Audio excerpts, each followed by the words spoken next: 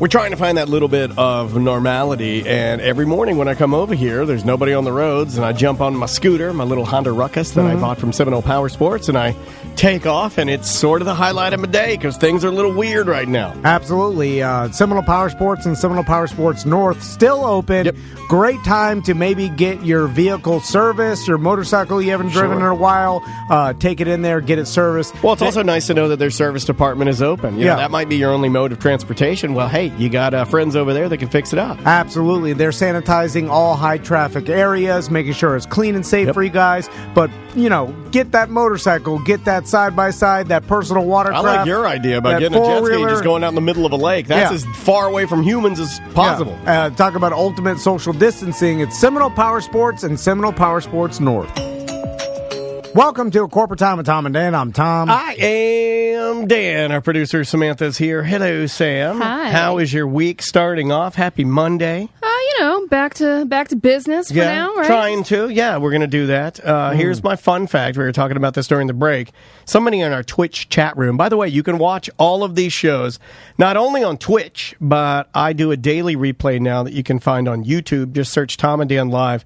But you can also watch it live on Twitch. We're actually live right now. And my new fun cleaning product of the week is the new Mr. Clean Freak spray. All right. Hey, Butler, can you grab that for me? Yep. By chance? Thanks, buddy. I want to show this to you guys. Look, they're not a sponsor, but I wish they were because I could get down on some of that sweet. I'm going to assume this is a Johnson & Johnson's product or something. What is this? Procter & Gamble. Yeah. But this is my spray. Now, the way that this sprays is unlike any other spray. It doesn't spray like anything else. No, okay. Butler, we're going to need a rag so Tom can try this. Okay. You're going to need to try this spray. This thing sprays a little bit different. This is Mr. Clean Freak Deep Cleaning Mist. This happens to be the lemon zest. It comes in two varieties. All right. Here, let me move some stuff. Move your paper. This may shock you, but I don't use cleaning products that much. Okay. Well, hey, now would be the time to start because they're in demand right now. My wife, she's more of a product clean. I'm more of just a pickup.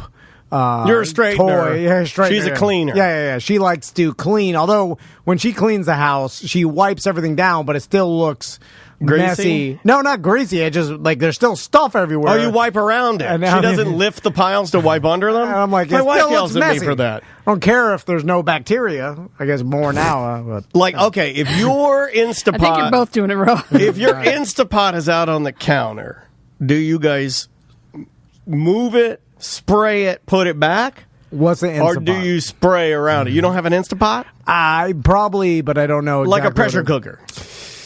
Crock pot? Crock pot we have. Don't use it I that don't leave much. it on the counter, though. I put it away when I'm not using it. What about your air fryer? I put it away when I'm not using it. Don't I don't have a ton of counter space in my current house, which is why I'm looking for it. We don't either. We have a center island, but you know what? I don't even like the center island. So I want you to try this spray. Yeah, okay. Because I want you're a... Okay. Right. Why does that spray better? It's it's like rapid spray. Is there if I unscrew this? No, never unscrew it. Okay, all right. Is it just a tube? I don't know what it is. Do you have to prime it? Nope, you don't have to prime it. Better sprayer technology. It's a better sprayer technology, but that's why I like the... Ooh, that smells good. Is that lemon zest you're using? Yeah. Boy, that is good. So... See, all I ever want... when I buy products is I want them just to increase the usability by less than 1%. That's all I ever want. Little things in life. Because nothing ever changes. Everything stays the same. Now, you can't really say that anymore because it's changing, but got to edit that out. But like right now, I'm just saying this, they added a little bit of better spraying technology makes it a better product. Yeah, I agree. The spray's pretty damn good. What can you add to your life right now that's 0.5% that would change it immensely? Well, I think everybody should fine tune. I mean, this goes back to increasing your quality of life right up until the money you spend has to be exponential to get a minor increase. For example, you should have like the most comfortable bed sheets that you could afford before the incremental increase in comfort doesn't make sense by the massive increase of Okay. money. For instance, like if you get the bamboo sheets, I have the bamboo sheets. I'm a big fan of the bamboo they're not sheets. that expensive, right? You can get They're not very durable, though. Your elbows will eventually wear holes in them if you sleep in the same area. Can I ask you guys a bylined or sidelined question about your sheets? Okay. Do you guys have your fitted sheet? Does it poof off every now and again? From moving too much in the bed? Yeah, the poof's off. How do they, I used to, back in the day, I used to have these little strips that look like, or little elastic strips Yeah. that look like garter belts. They still have those. And then they have the garter belt snappy thing on there that women use on their I hate those things. on their fancy their negligees. And you'd clamp them to your fitted sheet, and it'd give an extra bar of holding on technology underneath the fitted, so it wouldn't pull off. But I don't really want to use those because I always thought that those were kind of for dum-dums Well, they're also just annoying. or babies. Yeah. the fancier fitted sheets have that extra elastic thing. Oh, that do holds they? our- See, then I'm not You know buying what they fancy should do sheets. on fitted sheets to make it better is on the corners, like those bags that have the cinch. You know what I'm saying? Cinch sack. Like you pull it. yeah, so like a like string really bag, a tighten the string corners bag. underneath.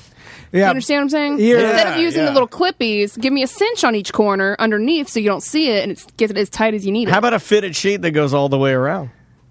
What do you mean? That's bag. A bag. Like A bed bag. a mattress. Right? Daniel Dennis. Hold on. What's the name of my company? D Technology. Bed bag.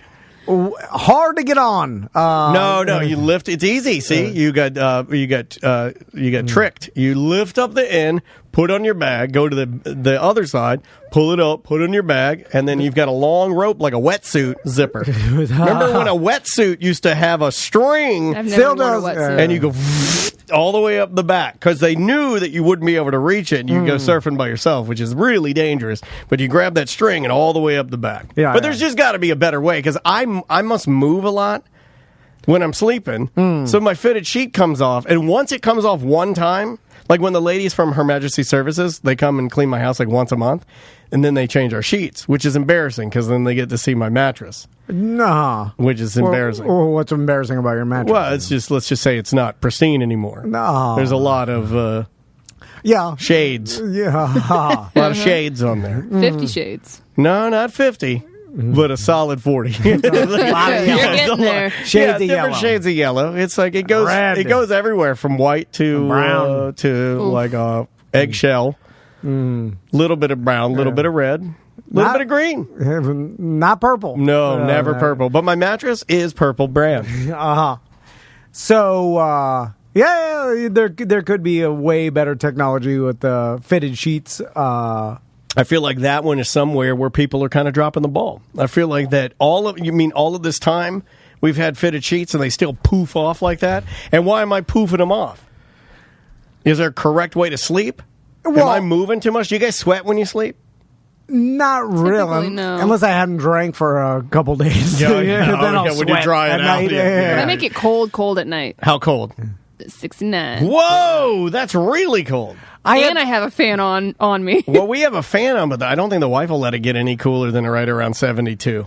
Oh no, I need it cold to sleep. I had Like a cave. That 69 is too cold. Yeah. Like that's unreasonable for But Florida. then you snuggle, and then it's perfect. Well, no, when you have to, I yell at Crystal all the time because I'm sitting on my couch and I'm putting a blanket on. And then, I like that. Now it's hot outside, and I'm like, why am I have a blanket on? Like we are cooling the house that we're paying for so cold that I now need a blanket. How about we put it to the temperature that is like perfect without a blanket? But I'm with This is Sam. ridiculous. I'm with Sam though because there's no such thing because cool with a blanket is different than the same temperature inside the home. Yeah, I know. 69 with a blanket is different than if the interior of your home were set at a solid 72. Which is probably what you're acclimating to. Yeah. But it's just not the same. It's the same reason why I sleep really well if I got to do shorts, so I got to do boxers, tank top, sheet, blanket, other blanket, foot out. The foot out's what regulates the entire other, like You the got a parts of the ventilation going on. concoction. Yeah.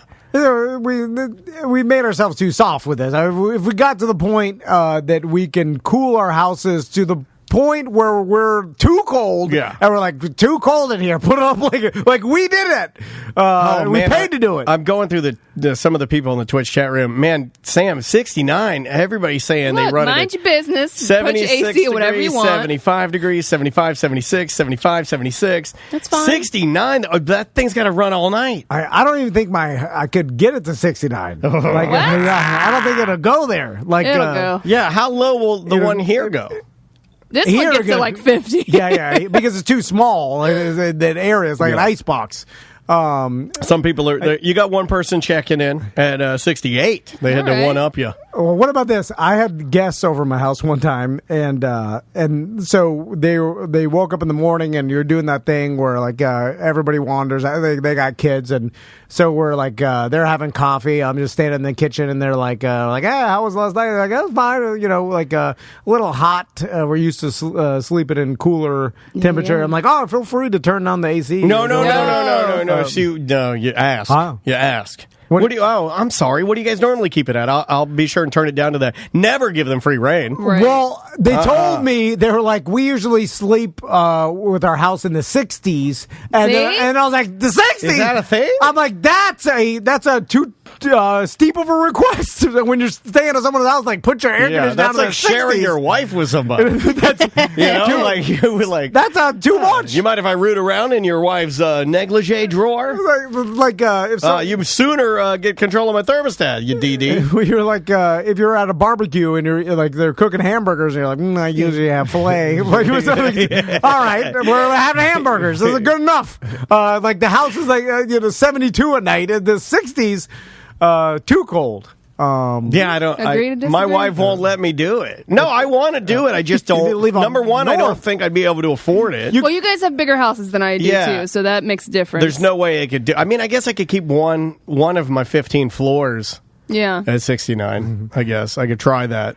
I'd have to turn the air off on the other 14 floors, though. But you have to, when it's in the 60s, you're like, I mean, that's hoodie weather, right? Like, Well, it's either 69 or 70. That's about where we Yeah. stay at night, but we only put it down that low right before we get into the bed, and Okay. then we turn it back up as soon as we get up in the morning. So I think just for we sleep. just sleep hot. yeah. Do you wear like sweatpants? No, not typically, because Okay. that'd be too hot. Yeah. Some people, hot sleepers, they get red hot. My wife's like that. Yeah, She gets way too hot. Now, what do you have your temperature on? She makes us keep it like between 74 and 72 is as low as it'll go. 72. yeah, that's how I sleep at 72. Yeah, 72 is not bad. I mean, it's certainly not like freezing me out of there. You know, like It's American. pretty cold though. Well, At American. 72, I'm I'll literally. I like put a blankets hoodie though, on. so it's not cold.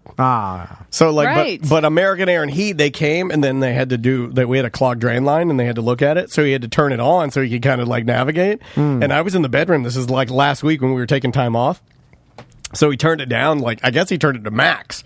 So it started getting really cold in there, and it did put me to sleep. I was just like, oh. It's so much nicer. Yeah, it does. It is nicer. Yeah. It's definitely nicer to be colder. What I like when you are able to have like your windows and doors open, and then the inside of your house is the same temperature as the outside. I like that too. And so Football then watching weather. Yeah. Then it seems like a better way to live, right? Rather than the artificial AC, cooling. Like I just like when it's Natural air. yeah. When That's hard to do in Florida. It is, yeah. You rarely get it. Like 2 times a year in spring or fall, you may get those like 72s, or in the winter, I should say, like fall or winter, you'll get those 72 high during the day, and then open up all the doors. Yeah. And you're like, that's the There's a same. nice breeze, yeah. And then in the morning when you're cooking breakfast, you'll open it. We did that. We still kind of do that now, but you've got this weird Florida threshold where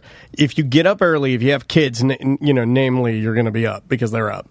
But if I'm up at like around 7 or so, and I'm in the kitchen cooking, I can open up the windows and the door and cook. But right around 8:30 or 9, Oh, yeah. ooh, That sun's gotta coming out. you gotta shut the door. No, yeah. And and it pains me to do that. You almost get acclimated to it, where there's a sweet spot where even if you're inching into like 76, 78, 70, 80, you're not sweating yet because you're okay. Yeah. But as that sun starts to come up a little bit more, it starts to get hot. We got humidity here, which sticky. changes everything. Dude, and like, I remember being in San Diego, they don't even have ACs in their house. And they're like beach houses, there's no AC because there's the same GD temperature all the time, the whole year. In Boulder didn't have AC either. I thought that was weird. Yeah, because it never get, like in August you'll get like 3 weeks of uncomfortable, but that's it. There's no reason to spend $7,000 putting AC in through your house or whatever if only 3 weeks out of the year that you're maybe uncomfortable. But the rest of the time it's heat or windows open, fine. Yeah, 100%. Well, since we're back at it, it's a Monday. Should we ease into it by rocketing through some emails and some voicemails and just see as many of these as humanly possible we can get through? Maybe we'll bounce between voicemails and emails, kind of like we do on the Friday Free Show. If you guys are looking for more content to listen to, if you go to tomanddan.com, search online, search YouTube, Tom and Dan Live. All of our video replays are up there, even our Uncensored Friday Free Show. We do a bit on the Uncensored Friday Free Show called Mail on Mail, and we're going to do the cleaner, more radio-appropriate version of that right now. Mm-hmm. Hey, Tom, Dan, Butler, and Sam, and Mad-Eye Mumbo. I was just wondering, during this, what you guys are up to. I assume you're staying home a lot. And I do have a suggestion. On Hulu, there is a show called Nathan For You, which used to be on Comedy Central. It is by far one of the greatest comedy shows of all time. Does it sound like he's talking to us from another dimension and the ghosts are like pulling... It is weird. Yeah, listen to it. It almost sounds like he's coming from another dimension. If you haven't heard of it, Nathan pretends to be a business consultant for small businesses, and he comes up with unique ideas to get their business going. I remember watching that. I really enjoyed that show. Oh, was that the one where like he did like the poo flavored frozen yogurt? Yeah. So he just does dumb marketing stunts that can increase businesses, And I think he's just a creative stand-up comedy guy. And I think he just wrote a relatively funny show. Check it out. Yeah, it's definitely good. I remember the one that I saw was and I think I even talked about it on here, the poo flavored yogurt. Yeah. We did. We talked about it on the show. Although, like, marketing stunts will only do like something for you short term. It will not guarantee the longevity of your small business. No.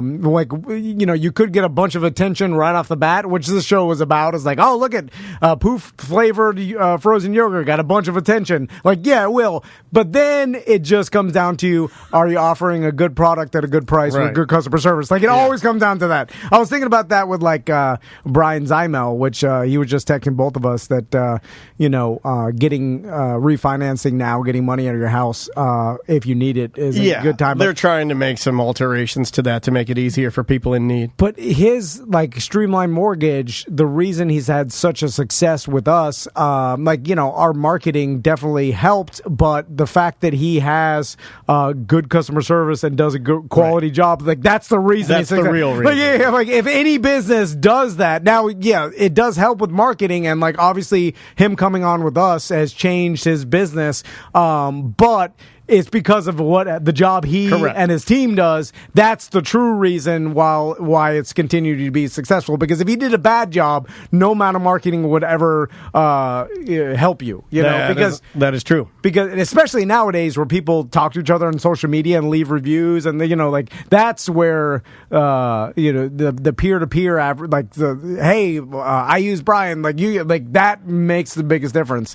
The word of mouth aspect of it is always really good. But I'm a little leery of the online reviews sometimes, though, just because so many of them are so some of them are so absolutely insane, the things that they were mad at, so you have to take it with a grain of salt. Yeah, yeah. You know, it's like if I go and am buying something, and tell me if you guys do this. So if I'm looking for something to buy, I'll look at most of the time I usually don't, but I started like maybe I should do this. This is how normal people do it. Yeah. So I'll look at the reviews, and there's like 2 1-star, and the rest of them are like 4. I'll go look at the 1-star to see if they're valid, or if they're just crazy people complaining about stuff that that the actual person, the company, or whatever the product had nothing to do with. Like like one, and I don't even remember what this one was for, but it was like for a barbecue restaurant of some sort. None of the ones that we know, but I was just like, you know, like when you're like with your wife and you're like, where do you want to go? Let's see what's in the area. You know, like it was like a barbecue restaurant. It was like 1-star, and I hit the button to see. I'm like, what is this person talking about? And they were like,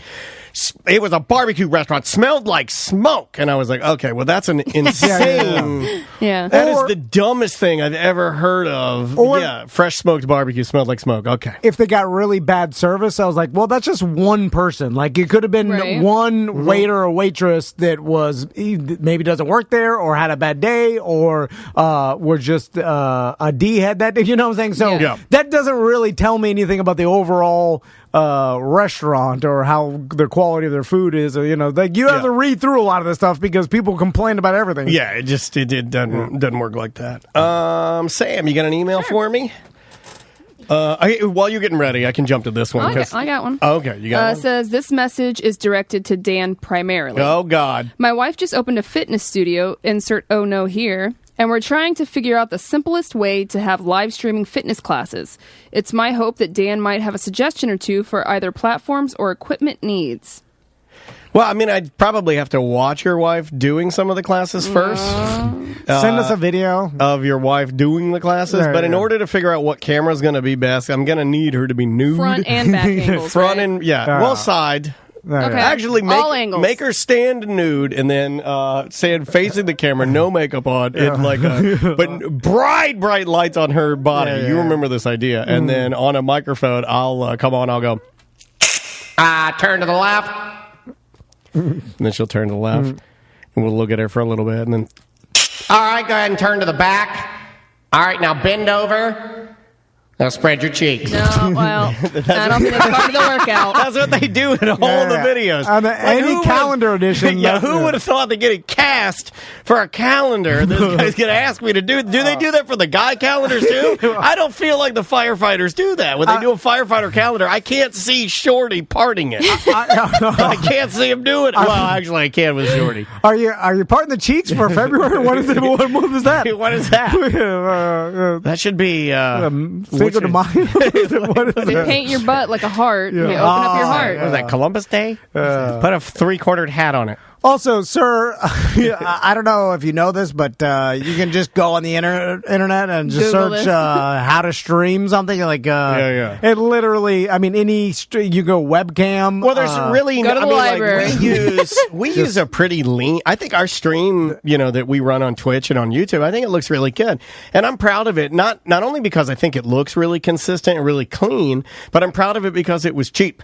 Yeah, what were these cameras? $50? $50 a piece. Yeah, they're Logitech. They don't make them anymore, but I went to look at a new one because I thought about adding one more, and it's just $70. I mean, they upped the price and got rid of this model, but yeah, I'm sure you could find infinite amount of webcams on the internet. These stands were $12, cameras are $50, the hub is like $30, and then you need good Wi-Fi. That's your main cost, good Wi-Fi, and run everything through an Ethernet cord. Do not use wireless. It's not going to work right. If you cannot put together some sort of streaming aspect nowadays, I don't think you have any business doing it, right? Because it's so easy. Like, listen, I have to ask Butler how to get into my mail certain days and stuff. And that's just your paper mail. That's just your paper mail. If I needed to, I can go online and just go to a YouTube video and be like, how to, what do I need for streaming? I'm sure there's 10,000. Well, that really slow us down if you're starting to use YouTube videos for everything you don't know. Well, I do that in here. Like, seriously. Like, but what you're saying, there's a lot of validity to that, because when something breaks in here and I don't know how to fix it, I usually just Google how to fix it, and then some kid has figured out how to do it. And you just, like you said, you just step by step watch the video, and if you follow the steps and go slow, you'll probably be able to figure it out. But yeah, I would say just go get yourself an inexpensive Logitech webcam. Make sure that your internet is pretty fast, and you should be pretty good to go. Is he wanting to do this in place of like her students coming to the gym? Is this because of the coronavirus? Could be. This is only sent last week, so yeah, I think that's what he was trying to get ahead of this. Well, it's too far gone now, sir. Sorry, you missed the boat. Also, if you're like a personal trainer and you have clients and you want to train them without being in the same room, like going virtual is definitely the way to do it, except for the fact that if you go on the internet, there's 10 million personal trainers giving training lessons for free. You could find anywhere. I'm just saying they're going to find out that there's ways to do this for free without paying. And famous instructor. Yeah. So that's the problem. I can do yoga with Ryan Seacrest. It's now you can get that same service for nothing, and you can get it from any person you want. You're killing this guy's dream. Yeah, I'm just saying. I mean, now if your wife's clients really she's enjoy doing this nude. Yeah, you can find that too on the internet. No, yeah. But the fresh stuff, because I get bored if it's old. I don't know about you guys, but if I'm watching a video and that first screen comes on and it says like, it's got the government warning and it says like 07, I'm like, ew. Let me ask you this. So there's a lot of people talking about putting together puzzles and things like that. Putting them together. Because puzzles. Obviously you need time to kill. But I'm not there yet. Are those? You'll get to puzzles. I'm not. No. I don't think I'll ever be able to get to puzzles. You can't. You don't have the attention span. But also, you are a puzzle. There would be no. In my life, I could be.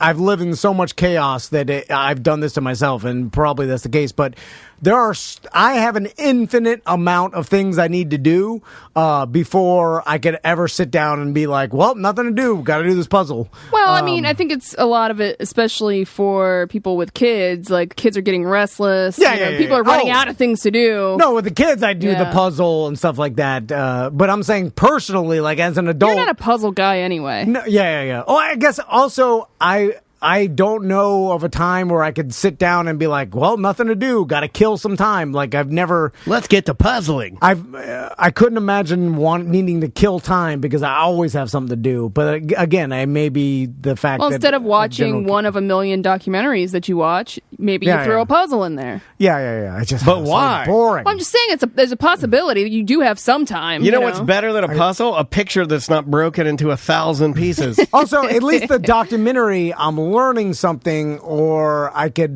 get something out of games. it. You got to do video games. It's the new puzzles. But the video games, in my mind, although more fun because I have played video games, it's still I'm like, I could be doing something that would better your house, better your car, better your mind. Yeah, but sometimes you want to just chill out. Like I did Legos. I did some Legos. Well, but only because like my daughter and wife were doing Legos. Yeah. And you kind of feel like a D-head if they're doing something and you're not doing it. Yeah. You know, so I started working on, I have an expert level Lego set that's of a Volkswagen Bug. So I started working on that. Legos are easy. If you just follow the directions, it's mindless. Yeah. Absolutely mindless. I almost went through a divorce after putting together Steamboat Willie with my husband. Oh, really? That's not even complicated. It's not huge, though. But the pieces are so little. And the smokestacks actually move and everything. It's a whole thing. There's a lot of little things.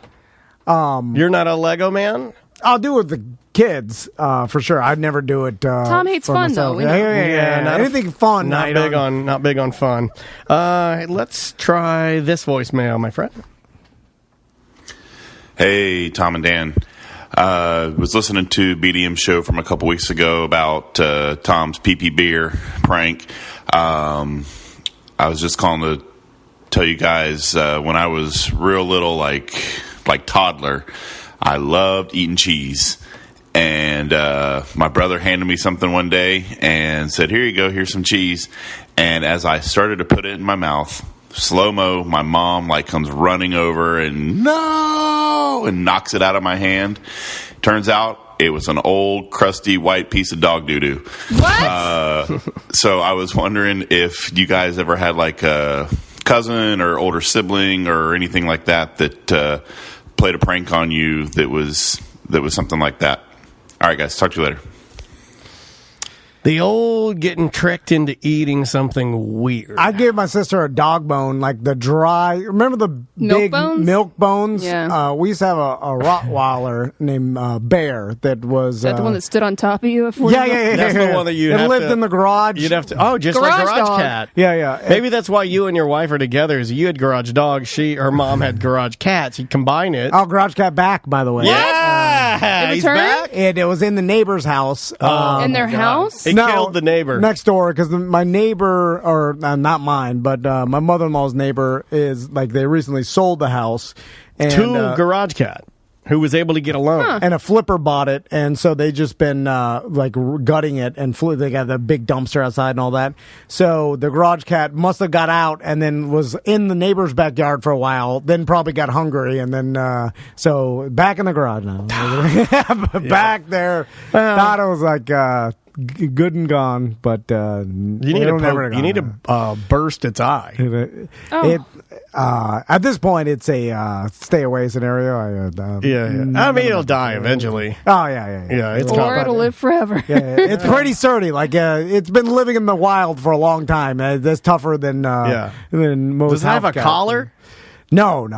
This thing is feral. Like Okay. that's why it attacks people. Gotcha. And you can't touch it, or it'll bite the hell out of you. And it's got massive tumors behind its eye and brain. I'm guessing. okay. Yeah. It's gone crazy. A lot of cats get that way. I've never seen a dog that way, but as many veterinarian hospitals as I used to date a vet tech, and I've been around, used to volunteer.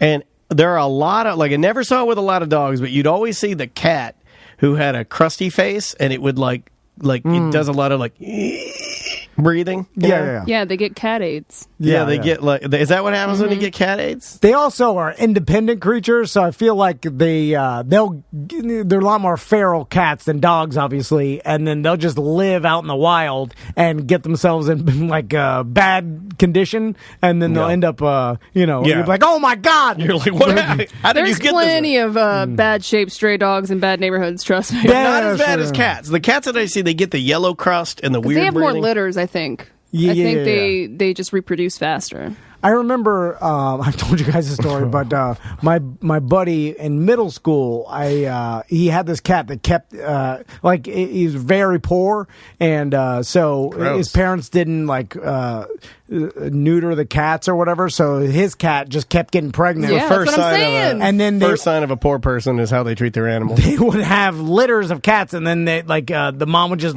Give them away. leave, be like, get Cats out for of here. everybody. She's like Oprah cat. And then they'd spread around their apartment complex. So I remember going to the house one time, the cat's pregnant again, and then it had a litter of babies, and one of them had long rabbit leg, like a mutation, Sweet. and it would crawl across the carpet with his hand, like it was a bad shape, and then and they were letting it grow to full mutant maturity. no, I believe. We're going to let him crawl the carpet a few more times, and we're going to take him out back and stomp his paws. No, you gotta remember, this is Miami. Is that not a redneck scenario? Oh, yeah. We're going to kill him soon. Yeah. There it is. So I think the real man Chilean boyfriend smashed it with a encyclopedia. Out in their porch. That's what old man. There's a Russian man that. Yeah. Remember that thing a couple weeks ago that a listener told He us to didn't look care- up? he That's didn't like care. a creature that if you take sperm and you put it inside a chicken's egg, it'll yeah. create a creature. I watched this video of this Russian. For a while, the only way a real man would kill a smaller animal was large books. You take a That's a large thing. book. It is a thing. It's like what Spanish real men do to kill mice and He used rats. the and small biggest rodents. encyclopedia Yeah, they or like have. if your parakeet gets it's all screwed up, you get a big encyclopedia, like at least the A through 'Cause you know why? T volume, in and you whack it. if this was 200 years ago, you would pick up the closest boulder to Right. you because you were in like the wilderness or whatever. Now, poor people that tend to live Yeah. more in like a apartment complex community. Who's There's got encyclopedias now, though? There's no poor people. boulders. We've given all the poor people all of our books because we're a digital. and the heaviest, biggest thing they have is an encyclopedia. There's Or a pot. Yeah, A there's big, a heavy- possum. I think there's a rabid possum in here. Bring me either a pot or the first volume of the World Book Encyclopedia. I think shovel comes into play a lot more than You don't want to bring that inside. yeah. That's your Oh outside no, shovel. you don't do it inside. Apartment complex, you don't have a shovel. Like Yeah. they don't have anything. I don't have a shovel. I live in a townhome. I don't have a shovel. Yeah, there's no reason for it. They have a yard. Yeah, I got guys that do that for me. This, no reason for a shovel or anything else, because usually you'd have some sort of gardening tool that's sharp or whatever. All you have is a book. or like cinder block, right? Yeah, with You don't no wanna cinder break- block. Yeah, but you don't want to break your cinder block. That's to keep your boat from rolling out of your driveway. no boats. Everybody knows that. No, it's a John boat. Yeah. Not even No that. engine. This is a real poverty Just for scenario. floating. I remember they had buried their dog in the I say they. It was me and Wait, you buried the dog? and my buddy's sister. Their dog got out. Remember, Oh I my told you God. this. This And- sounds like the worst rendition of Stand By Me ever. And I remember I went to his house. He was a band friend in middle school. He's actually an accomplished nurse now. Like worked his way up in Miami. Has that phrase ever been said? But so they had this dog that got out. It was a tiny little Chihuahua, or whatever. And encyclopedia. We were looking for it and found it in the middle of Kendall, which was a big street. And it got hit by a car. And it was dead, upside down, and bloated already. And I remember they were crying, and then they got a garbage bag, and then I had to go pick it up and put it in the garbage bag. With your hands? Yeah, they were Okay, too. am I blacking out? Because I've never heard this story. Yeah, I've told the story on the podcast before. Samantha? It's not ringing It's a bell not ringing yet, a bell but maybe yet. something will click. Butler, Yeah. you remember this story? Picking up a chihuahua from the A bloated street. chihuahua? I don't remember. And I remember any of even this. in middle school, I remember like it was the first time I held like a dead animal that big. Oh my God, I've never And it heard was this story. bloated, and so I put it. Could you You feel did it the- like when like you a pick water up dog balloon. doo-doo, right? Where you put the bag over and then you scoop around. Could You're you not- feel it swishing back and forth? I used. Was it like holding a half-empty bottle of wine? I used like a Big Johnson shirt or whatever to pick it up. Like we didn't have a glove. Not the And, Big Johnson shirt. Like That's Big Johnson billiards. He was Poker in the rear. Now that I think about it, like they lived in a pretty rough apartment complex and didn't have much. The parents didn't have a car, I don't think. Anyway, I picked it up, put it in the trash bag. Then we're like, they came up with the plan. Like we have to bury it. Again, we're an We apartment gotta complex. pop it before you bury it, right? Yeah, I don't No, know. don't let the You gas can't out. bury a balloon. I even You gotta pop it. Yeah. in middle school version Gotta of Tom drain Van, still a dead, no motion. I was like, why? I was like, we'll just throw it in the dumpster. I didn't understand. I feel like the more I talk to you, I feel like somewhere down the line, 50 years from now, I'll fully understand how bad it is inside there. No, it's just a nothing. I know, I think there's Void. one little cabinet that no one can see in the back, and if I could open that tiny little mousetrap door, bad in there. And then we, because they lived in an apartment, it's not like there was like the local creek or woods we could walk. It's Miami. So, Well, you're not going to throw it in the creek. well, we went to their, playground area where sand no. was. Yeah, bury in the playground. That's oh my God. And then they were like- using tried and true Tom Van 20-year-old Tom Van logic. Because they also didn't have, again, any digging utensils or whatever. So him and his sister. What, you were a kid? Well, I was in middle school, so I was That's probably a kid, like, man. Yeah, you're a 10 kid. to 12. I was like 13 or 14, maybe. you were that 13. old in middle school. Well, yeah. Well, hold on. He It dude. was like 10 to 12 and 13. He graduated Okay. 7th grade at right around 19, 20 years old. I was Oh in my eighth. God. I Yeah. think I was 12 or 13, but I think 13. But so they started digging a hole in the playground, like whatever. That's bad. Oh my God. And so I'm holding now this dog now bloated. It's probably like this thing is 2 feet. You huge. gotta let some air out of it, Brady. So they realized quickly that it wasn't that deep. Like they got to the Florida limestone. like they only had 6 inches of actual play sand in the ghetto apartment complex. So then they thought about it. They didn't want to throw it in the dumpster like I kept telling them to. So then we walked to the closest abandoned field behind some bus stops, and then Tied a string to it and let it float away. I, being the strongest one, I whipped it around my head like a bolo? Like you're David trying to kill Goliath? like a what are those things called? Shot like put. a hammer throw. Yeah, they shot do put or... and I hammer threw it into the Like Thor throws his hammer into the sun. probably only went 10 feet into the bushes. Oh, so you didn't even bury it. You just threw it. Threw it. Yeah. We didn't have anything to dig. I was like, you're gonna dig through rock with your hands. Okay, we got to take a break. I apologize for doing this, but we're way late. This is a great story. All right, it's a great spot to leave. Never talked about We'll it. take a quick break. We'll come back, finish more of your voicemails and emails. When we return, you're listening to A Corporate Time. Welcome back to A Corporate Time with Tom and Dan. I'm Dan. I'm Tom. So, who's grinding your gears, buddy? Well, we're redoing our bathroom, our master bathroom. It's been 2 months. It's been 2 months. And such a spoke to taking a little time. So the Got a last tub, couldn't afford the clawfoot.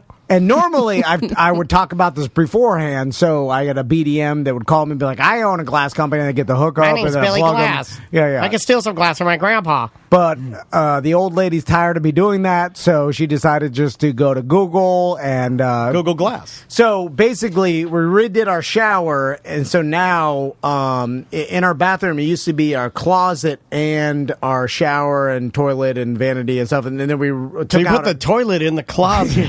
You have to poop with the coats on your head. It's horrible. It's horrible. Get this old smoking jacket off my head. we bad. demolished everything and then just put a Hole in the ground. a tub and a shower in there instead of the closet. Is the tub in the shower? No. Separate shower. That's fancy. Yeah, separate, just the standalone shower and You got the shelf, the sitting shelf. Oh, yeah. I wanted it, but it No was sitting too shelf? complicated. No sitting shelf. Oh, that's how you get the first stage of a real good Nuru is the man sits on the Yeah. shelf. I know. I wanted and a then shelf. the lady starts washing you. Yeah. It's been my dream to sit in my shower ever since Deltona. I had the shelf in Deltona. I don't know you why. sit at the shelf, and then your wife comes in, she's soaping you up, and then you look at her and you go, "Can you wash a little lower? Are you washing me? Are you washing me?" So in our new shower, You're getting good at that, Sam. like everything's built, the shower heads are in and everything, and That's good. all we need is one solid glass wall that goes floor to ceiling. That's probably like 8 foot. Wow, that is. You guys are going for that Minority Report bathroom. and Fancy. Got to be able to see the bubbles. Yeah. so my wife just goes online and I can't go number 2 unless I can look into the eyes of my wife. and then so you'd think that a company that does this type of thing would be pretty efficient at it if that's all they do is like literally the company's like just like Welcome to Glass R Us. we do Independent glass leaders. we do bathroom glass, that's it. Like it's not like yeah. they do everything and then they Should dabble have in hit me glass. up. I know a guy. I know. Oh. Samantha, You don't ask for help. I wasn't allowed to because my wife was fed up with the Well, I don't blame hookups her, and the yeah. discounts. Is and your the toupee falling off right now? Yes, it is. Look at his hair. The glue is The glue is hot. Who knew that you've been done? I can't get toupee glue. Amazon discontinued Go it. to Wigzilla. Yeah, no, Wigvilla. No, Wigzilla is their mascot. Everybody hoarded all the toupee glue. At Wiggvilla's Toupees R got Us. wig glue.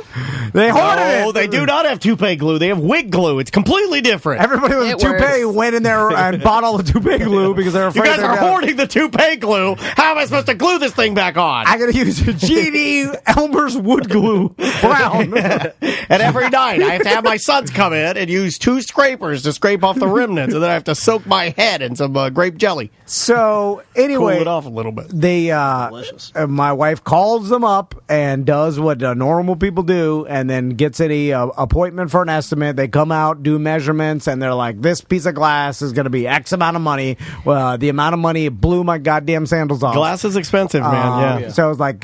Some kind of fancy glass? No, it's just regular glass, and because they got to cut it, install it, and the whole And then thing. they have to frost the palm trees into it.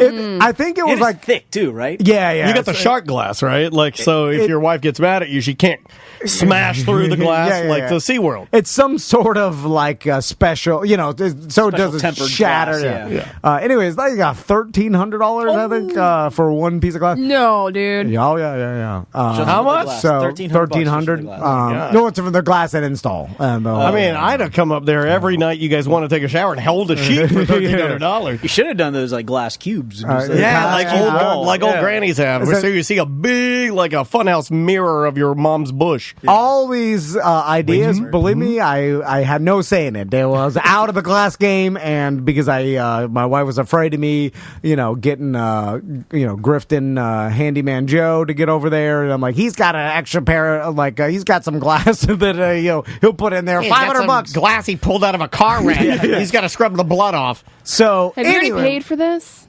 She paid half. I'll explain to you how bad this is. So it's not that bad, but it's pretty unprofessional. Is it that non-see-through glass I've been hearing about? I don't know what it is. Really, I was call it completely out of this. Yeah, they call it wood.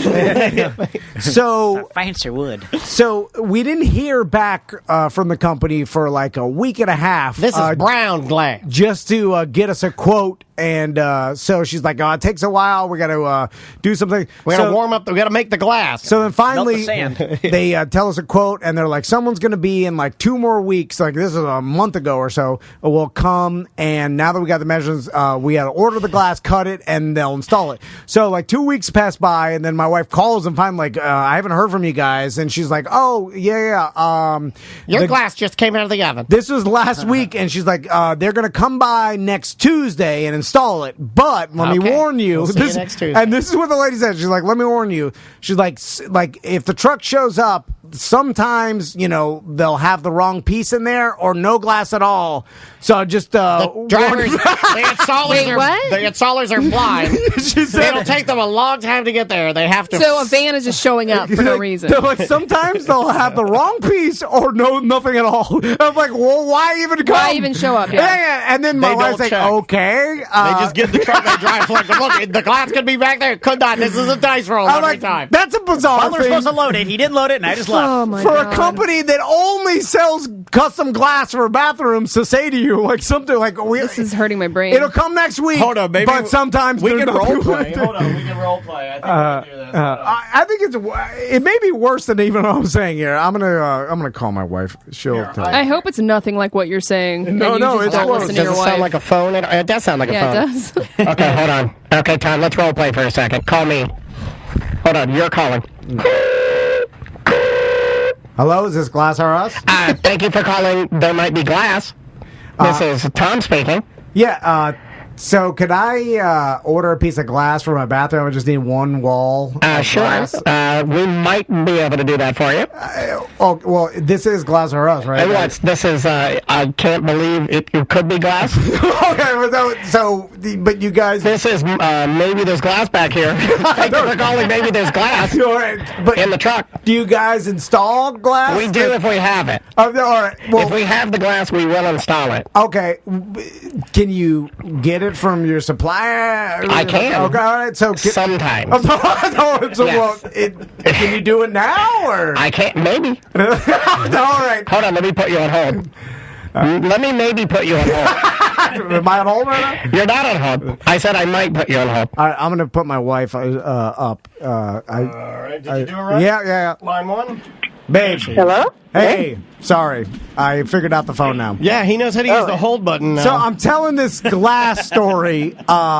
So the company originally told you they were going to come next Tuesday, and then didn't the lady? No one believes me. The lady said maybe they'll have the wrong piece or nothing at all. If nobody believes you, I will send you the email because it's in writing. No, Oh, that's great.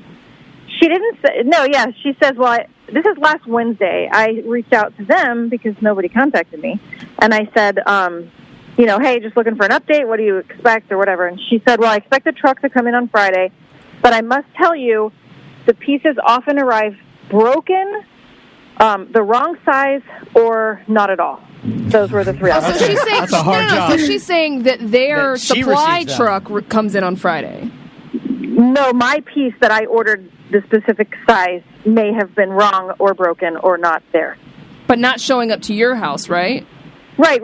Right. To their warehouse. okay. Right. So it's slightly So- different from what Tom was saying. Well- Tom was saying that they were going to send a van to your house, But just and think the of- van might not have the glass that you. No, but then I said, well, if it's there, when are you going to, when would you guys come? And she said, we'll let you know after the truck gets here. But nobody ever called me or anything, and Gotta the guy find the showed truck up here. first. If we find the truck, we'll be there. If we don't find the truck, Have they done work yet or no? No, they measured. They came and measured and gave us an I'm estimate. going to give you another company. Well, we already paid half. Get your money back. They haven't done anything. no, he never gets his money back. You know that. At this point, He has to go through it. it's More happened today. so I don't even know about this yet. I thought you sounded out of breath. So by the way, so then The shelf's there after all. the guys just randomly show up yesterday, not on the day the lady said they were going to show up. They just showed No, up. she never told me. She never told me a day. She just said I was going to contact you. So then the guy, he called me yesterday and said, hey, I'm right around the corner. Is it a good time? And I said, well, yeah, it's fine. I didn't know you were coming. And he's like, oh, well, you're on my schedule. You're my next stop. He was surprised that nobody had called me and told me that they were coming. So it So seemed like basic business practice just to tell your client the day When you're coming. and at least a window of time Right. that you're going to show up. So anyway, they didn't do that. So let us know what happened yesterday. So two guys come in, both wearing like N95 masks, by the way, which is totally fine. I get everybody's taking precautions, but it was just a funny part for me. But they come in and they start, measuring, and the one guy says, all right, we can get around this corner. Looks like We're it's gonna have about 14 inches. Well, he's like, we're going to have to hook because it's 91 inches. And the other guy says, 91. And I'm standing like in my bedroom and I can see them through the mirror, but I'm not like really in their line of sight, And I can see the one guy start like panicking, and he starts measuring, and he did some sort of motion to the other guy, like, oh, this is wrong. We're on the radio. Oh, I'm sorry. That's fine. It's totally fine. Dump that. But you could tell he was like, oh, God, and he started like flailing his hands back and forth, and then he came out and he's like, okay, Miss Crystal, we're going to go outside. We'll be right back. Uh-oh. I'll make up for it now. I had to break an inch off it. Anytime they start flailing, it's a never good time. So then they went outside. I don't know what they did out there. They came back in like 5 minutes later and said, it's going to be really tight. I'm going to have to, Hold on. we're going to have to order a new piece. Man, this is going to be really expensive. I've because seen this is a big video piece. before, and you're Oh, stuck no, you under gotta the, get out. and This you're, company's- you're stuck under the coffee table, and you can't get your hand out. I've seen this Yeah, before. like, why are you stuck? And then the he- coffee table weighs like 35 pounds. Just stand up. And then the guy keeps calling you Aunt Sally, and you're like, I'm not your Aunt Sally. Yeah. And you're like, you're taking this pretty well. And the fact that I think this is rape. I think this is bad. You're taking this rape pretty well. It seems like Everyone you knows like the easiest way to get your aunt out from under a coffee table is to pull her yoga pants off. Uh-oh, your watch is stuck in the garbage disposal. Hold on a second. Let me measure your glass real quick. You seem pretty fine with what's happening now. My Aunt Sally got her fossil watch stuck in the garbage disposal. Better pull her yoga pants off. Hold on, why are you laughing, baby? You know what I'm talking about? She knows because she's standing there on the phone looking at her yoga pants on the floor. You know? I don't know. I don't know what you guys. I don't know what's going on. Oh, I was okay. just laughing. Oh, you don't know what we're talking about, do you? Yeah. Butler knows. I was doing laundry. I got stuck in the dryer. Oh, yeah. Norm knows. I see it in his text. Yesterday they came unannounced. They freaked out. They brought the wrong piece of glass, which. Hey, some glass is better than no glass. If your only job, now I understand this is coming from me, and Cash, how many grass, times, or glass, nobody rides for free. like I screw up so many times, and I know that it sounds hypocritical of me to. Did you send them the measurements? No, they came to the place, To your which is our house. The bathroom, place is your house. and measured what. Nothing's changed, by the way. Like everything's been the same, and then they. I would have cussed somebody out. They already. somehow got it wrong, and then they started blaming like the grade of the floor, and Yeah. Oh, they're shaming your floor? This floor is all No. graded up, but hey, that picture, no. that's a nice soapy butt. God damn. That's awesome. I made her put the soapy butt down and face Something away. went down. Yeah. It's like Take a selfie of me. it's like the guy that's Yeah. cheating on his wife also that puts the the picture of his wife and family down on the nightstand, so they can't the picture can't see. So what happened today? So I got a phone call today from them, and it was another guy. Obviously, this is the boss, and he says, Is this soapy butt? "Hey," he says, "Hey, I can come over. I'd like to come over and remeasure because we're gonna have to reorder this thing, and I don't want to." They all want to see that soapy butt pic. I figured it out. They're going back to the office Why do you and think this telling is taking everybody. so long? When you're an attractive woman with a nice ass, all the guys would have come in there and measure your glass. They've been measuring for 25 minutes. Yeah, what he said. They shut the door. I don't know. Oh my God. Your pencil sounds like like you're punching a worm. Touching a swarm. Oh God! Are you in there punching a jellyfish? My God, what are you in there? Sounds like you're churning ice cream. So the boss now has to come back and remeasure. Oh, the boss is coming. Yeah. Call it the What big he- guns. What he said to me on the phone was, "I'm going to come and I'm going to bring his level because he's telling me something about his level that I don't understand. Gotta His get on level that must be level. off." or something. Bring my Thor hammer. This is ridiculous. So what do you mean, bro? I'm bringing Excalibur. Hold on. I'm bringing Excalibur, brother. And I'm bringing the service. And I'm going to come measure your glass, brother. Hogan's glass, brother. I'm coming over there to measure at 91 inches, brother. Now I know this is going to cause a bunch of emails of BDMs that work at glass company like Tom, I'll give you some glass. Yeah, you're doing it wrong. You're paying too much. I'll give it to you half the cost. Just give me a free plug, and I'm going to be mad that I didn't do any of this, and that you went to Google. Let's see. No. Well, You know what happens when Get him. you use your hookups. He only wants to use his hookup so he can get the occasional pain pill or a left-handed cigarette for some of his chums and sit around and relive the glory days by telling the same BS stories we've heard 1,000 times, Crystal Van, and you know it. You keep doing what you're doing. Good job. well, look what happens when you don't use hookups. Now you get this. So it's not just a hookup. That was me as a guest on any daytime television show.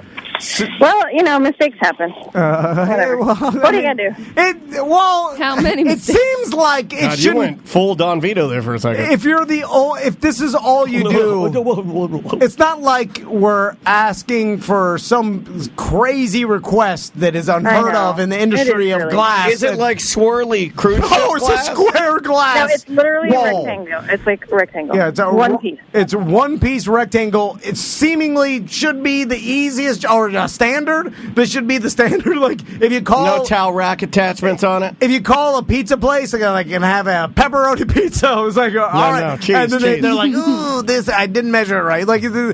That's all you do? Pepperonis are too hard. I'm sorry. So it's like, how do you screw this up so badly and then have so bad customer service and still stay in So business? what are you guys gonna do? I got nothing. They're just going. Gonna wait for him to get the other one. I guess So- another 3 weeks. I sent y'all an email. Sam's on it. Sam's on it. Samantha wants us to just Abandon ship. jump ship, use the hookup. Samantha knows a Well, good it's not a glass hookup person. if it comes from Samantha. It's her friend. Hey, well, I mean, here's the thing. Well, they're a sponsor for the Swerve Jones show. It's Trey's dad's company. They're Oh, really? Yeah. See, Why That's didn't as we good know as it about gets. because I didn't know you guys were looking for a Well, if my glass wife shower. wouldn't let me do the thing where I say, "Hey, I'm looking for a piece of glass," Wait and a then wait minute. for the If it's email, like, Trey's dad, Yeah, it's Trey's dad, he might as well be family. I mean, that's know. as close as you get to like a person Yeah. in the show. We've known Trey for 15 years. and Trey's dad will give us the best customer service because Yeah. he wants to mention. His name is Trey, not a Treyu. He'll so. Tom's like, a Treyu's going to give us glass. he'll personally come and do it himself to make sure the job's run. I don't like that. I don't like it when they're like, I'm going to personally be there to oversee things because things always go Yeah. wrong. You know what always happens, honestly, in those situations? It's almost like when you use a friend or a family member to do something for you, and it's like, Yeah. you kind of get put to the back because Yeah. you're like, well, I'm giving them a deal, so I'm not gonna make them a priority. You know what I'm saying? Well, that's what I'm not happened with saying this one. That doesn't give us a deal, paying Well- extra full price because the person that quoted you saw the soapy ass and they're like, this rich lady can afford anything I quote her, because that's what they did. And they Yeah. they quoted you the highest price. You didn't even haggle with them. Well, I didn't want to say this until now, but that's what happens when you guys try to do a super elegant, really nice bathroom remodel. You're remodeling outside of where you are. Yeah, You it's should have true. stuck with sailboat and seashells. And a pallet wall. Yeah, if you'd have just stuck with that, I know what I am. I know my lane. I got a Mickey Mouse bathroom that's got all kinds of Mickey Mouse bric-a-brac in it. I wanted the fancy I know. glass. You're right. Anyway, all We're right. not in the right neighborhood for this style bathroom. Yeah. It's nice. It's nice. The That's how you start over. it blows my mind that, like, how can you just not do the basic business of at least telling your client what day you're going to show up, or like how do you get the measurement wrong? Like, if this is all you do, I can I understand. think he was new or something. Like the guy who came to measure might have been new, and he measured from one space and not the other. Like I don't know. I don't know. Honestly. It's almost like you have to Trying be measure nice, but he was everything nice. twice, right? That's what they say. I'm no carpenter, but they tell you to Right. like have backups. Measure twice, cut once. I Yeah. mean, no. All right. Whoops. All right, babe. How's Max doing? He's okay. I made them go outside. They're sitting out in the grass. All right. So, but he's fine. He's every now and then he says, "My daddy broke my arm." Wow. Crystal, it's the best thing you've ever, funniest thing you've ever done. My God, that's funny. I told him That last is so night. good, Crystal Van. I offered him. I was like, if you want to get a hammer and break my collarbone, I'll let you do it. I told Oh, yeah, him that's beneficial for the show. That's great. You guys are killing each other over there. I told him, I was like, you could smash it good, both of them, both sides. Both. Yeah, and you wouldn't do it too good. Well, Although he couldn't lift the hammer with the one arm because you already. He wanted to do it. I could see it in his eyes. He was like, if I had the strength right now, I'd split your skull open with it. Although I think I'd pee out at the last second and move my. God damn you, son! Yeah, but It's a then loyalty test. But then you guys' eyes would catch, and then you'd give a big. It'd be the nicest, most passionate hug you've ever had because you realize that you could have killed each other right now. I bet you that hurt a hammer right to the collarbone. Oh my God, that'd be terrible. Just ask Max. He already knows. So I just said, you know how bad I feel. God damn it! No, seriously, I feel like garbage. Because, you know why? Because she knows that, like, whatever story you told her, we all know. We all know that it's a little bit different than that. Just like how this shower started in the beginning. Yeah, the whole shower story was incorrect. Yeah. Crystal, we had to call Crystal to get the right. You said that the guy showed up with imaginary glass. By the way, the doctor pulled Max aside, like in the thing, Kid, your dad's really stupid. and did the old investigate child abuse They thing. have to. Yeah, she did. So Which is embarrassing. They're required to do that, though. daddy said I can hit him with a hammer. No, they are. I wish somebody would have done that when I was a kid. Oh my God! Damn! Oh geez. Oh, When I was- sorry. Yeah, you should hear the atrocities that we hear. We're like, oh my god, Oh my God. rough times. My dad broke my It's fine, collarbone. I'm alive. My dad broke my collarbone by just smothering me with his nude ass. he was really into that. I was like, "Ow, it hurts." All right, babe. I'll see you later. Bye. Bye. See ya. All right. Hey, you learned that hold button. Nice job. I am becoming a true broadcaster. I'm becoming a true broadcaster. I didn't know Remy was here. Got a tweak in my hand. Let's take a... Oh, that's it? That's it. That's it. We got to get out of here. damn it. Guys, thank you for listening. We appreciate it. TomandDan.com for all things Tom and Dan. Go to our YouTube channel. Just search Tom and Dan Live. Like and subscribe. And always find us on Twitch. We do shows. We're doing a show live right now on Twitch. Twitch.tv/Tom and Dan Live. And we will see you tomorrow. Welcome back to Corporate Time with Tom and Dan. I'm Tom. I am Dan. Oh, damn it. I put the wrong music on. Oh, my God. I put... now Hold on. I started the bird thing. Don't start the bird. I got You're too giving a many preview to windows. Twitch. I got too many windows. Now you guys can see all my windows. Windows madness. Pornhub. It's God.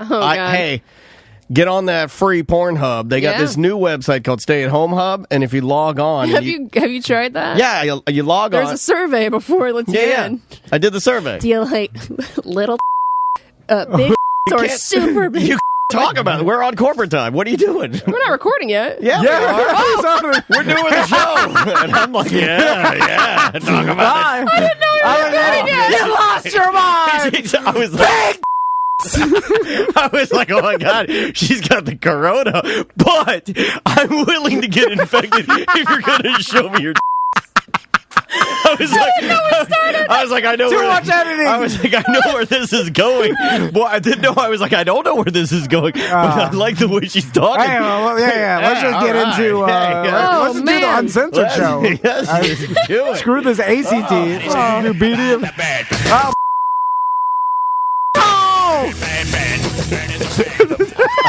Oh, I've gone crazy. I'm sorry. Welcome to Bird Wednesday, everybody. Oh no! Wow. Wow. Wooey. How's everybody So doing? they asked you to survey?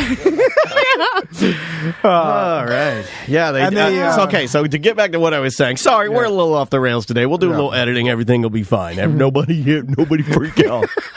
But so you go to Pornhub. FCC is not doing anything. Yeah, what are they doing? They got the corona. They're not essential. They you go on there and you go to Stay at Home Hub. Yeah. They bought that too. And you go on Stay at Home Hub, and it asks you like 3 questions. It's like Don't say the question. you could take. I heard the well, the question. the surveys later. The surveys weird later. 3 questions. This one, they're giving away a free premium membership. They give you a free premium trial, which is all the better, the HD videos, the stuff that you can't get for free. But you have to tell them, you have to promise to stay in quarantine, or you have to say, I can't stay in quarantine, but I promise to wash my hands real good. All right. And you click the It's a boxes. promise. And It then means nothing. and then they ask me, they're like, "Where are you located?" Well, my duty flies everywhere. I obviously said I was in Italy because I didn't want to get busted by Pornhub, but I got my free premium. What's in premium? Oh, HD everything. Oh, it's good. I mean, You can save your history. You can save it by favorite porn star. You can save it by what you like. You Here's can the go back problem. through your own history. You can share files with your friends. the HD technology hasn't gotten down to the categories that I like personally. So, Well, I don't think they're ever gonna HD some of the stuff that you're into. because the HD is always just the standard. It's like the good-looking male model porn star in a mansion. Yeah, you know what I'm saying? that Like is kind of played out. It hasn't gotten to The stuff that you stomping. like, yeah, you like the big kick. I like HD stomping. He likes HD nerd stomp, HD. Put this there, punish yourself, cry, humiliation. You're into those. The ones where you're like, I like the ones where the wives are having coitus with another man, but their husband is sitting on the couch and she's like, look at this, what he's got compared to what you've got. Pull your pants down. Yeah. Look at what you've got. Look at what he's got. Yeah. That's the humiliation cook. At this time, What is we only have one position open, and it is for a cook. Do you know how to cook? We got to do Bird Wednesday. yeah. It's Bird Wednesday, everybody. Let's jump into it.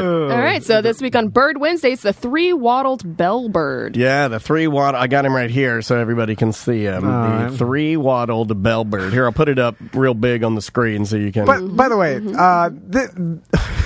Here, could you imagine someone explaining our show to someone, like trying to get them into it? Like, yeah, every once in a while they do Educational Bird Wednesday, where they take a species of bird. They do this thing on Bird Wednesday. And then they tune in to listen to Bird Wednesday. Don't listen to those ones. Quite a bonk. They're like, what? The three-wattled bellbird is a neotropical resident of Central America, ranging from see him up there. Honduras to Panama. Yeah, so it dangle from the beak of Whoa, there he goes. from the base of his beak dangle three long, slender black wattles that he uses in display. That's another. I don't know what to say. I heard black water. I was like, I don't know what That's to say. another category they haven't gone to HD yet. It has a Three. far-carrying bell-like notes and strange metallic alien noises that are fascinating additions to the forest piercing cacophony. Cacophony. Cacophony. Three distinctive dialects are distinguished. It does sound like. Nicaraguan, Costa Rican, Alien. and It sounds like an alien. Coincidentally, That's crazy. Spanish spoken in three Yeah, it distinct too. sounds like a machine Yeah, of some sort. it does. It almost sounds like microphone feedback. Yeah, That's it not does. me. Yeah. That's this That's the bird. bird. Although their call is They live in loud, Central and South America. They got a worm face. high and Yeah, tree it looks like three long So it's worms. Yeah, Whoa. this thing got a worm face. What is the Cut worm? those worms off. You don't need those. I wonder. What is that? found I think four. it's to entice a female. Oh, look at my worms. I got three. I got three. Don't gross. say, look at my worms. That's how I got my wife. I'm like, look at these three worms growing out of my face. What do you think? This one on my chin's real dangly. The ones under my eyes, they're not quite as dangly, a little more rigid. What do you think of my dangling worms? They're whipping around everywhere. Yeah, but look at it. I whip my worms back and forth. I whip my worms back and forth. It's I'm gross. trying to get a wife. mostly fruit eaters. Uh-oh. What? Hey, Tom, you want to go out? You can be my wingman. Go out worm whacking. The female just leaned over and barfed something out. Come over here and barf on my I've worm. seen that on Pornhub. This is the grossest bird of... This bird sucks. Oh, Sam. I just barfed out of something. They're barfing everywhere. Stupid. These The birds- three-wattled barf bird. The three-wattled barf bird. they This have- thing sucks. Yeah, this is the worst Bird Wednesday ever. Oh, come on. Yeah, this guy's disgusting, Sam. No, it's just because I blame the birds. Don't blame the birds. Because this bird is stupid. It makes an alien sound. It's got a worm face. Yeah, it's the not female's good. It's not barfing. Hold on, the female's got the worm face too. Oh, yeah. So She likes to shake her worms. She's got smaller worms, though. Her worm face is a little, and she's very colorful, which So is what- normally not the case. Normally, we have learned on Bird Wednesday that normally the male is colorful, the female is Yeah. more muted colors. In this case, the woman is more colorful, and the male just looks like an eagle with a worm face. Yeah, the female has Yeah. olive plumage with yellowish streaked underparts and a yellow vent area. So Yeah, what's this bird sucks. What's weird is that when usually animal species like birds evolve to have weird traits like gigantic plumage or worm face or some sort of Yeah. goozles, like whatever it last is. week or 2 weeks ago, before we canceled the bit, we had that bird that would pop its Yeah. porn hubs out. Yeah. Boom, boom, you know. Yeah. But all that was for a purpose. It was to The- attract a female. Most of Yeah. these things are to attract a mate, correct? Yes. So for instance, like we were like, oh, it's got worms on its face or the long dangly. But I wanted something. I wanted him to dangle the worms in a creek, and then a fish tries to get the worm, and then he bites the fish. Yeah. That's what I want. Well- Like that lamp fish. Yeah, that, yeah. we have to do this on Fish Saturday, where it's a fish and it has a lamp that comes off its head to attract things that it can eat. It says that their, quote, bonk, which is like their call, Bonk. is thought to be amongst the loudest bird calls on Earth, audible to humans from over half a mile away. Holy crap! That's loud. If you're walking through the rainforest of I'd Costa run. Rica and you hear that, I'm getting the hell out of there. Right. It sounds like a robot. Like it Yeah. sounds like an alien or something. It doesn't sound like anything you'd hear in the wild. No, it's so I see why you picked this one. It's definitely unique. So what's weird is that the female of the species has the worm face too, which is odd because it evolutionarily like evolutionary logic would tell you that, just like you said, the worms were some sort of trait that helped them either get food or attract female partners. Right. And the longer, more beautiful your worms were, the more you reproduce, thus reproducing birds with longer, more beautiful worms. Doesn't that get in his way of eating? Kind of like my dad eating like stew with a necktie on? You know what I mean? The one, so it has if it did, a they worm on wouldn't- each side of its cheek and one kind of above its bill that kind of flops to the side. So it doesn't really get in the way too much. A lot of birds have a goozle or a wattle or whatever you want to call it coming out of like above its nose that kind of drapes into its mouth, almost like Johnny Depp's hair in 21 Jump Street. You know, like it's got it's like a fashion worm. The worms are actually called the wattles. That's what they're called. And Wattle it says that they can be as long as 3.9 inches when extended during songs and interactions. The wattles remain flaccid even when extended. Now, Whoa, why so do the females have it? It extends its wattles while singing? Mm-hmm. What are the purpose of the wattle? Because again, if it's to attract females, why do the females have it? It's a weird thing. Or is it just something left over that doesn't hinder them? Therefore, it just keeps passing on. I don't know that, because the pictures I'm looking at, the female doesn't have the wattles. So you might have been looking at two males. Oh, okay. Well, that's all I watch on Pornhub. Okay. Well, what else is there? So what? Am I in the wrong category? That one bird that looked like the female, because the male had the white head, if they had the wattles, or at least it looks like it is.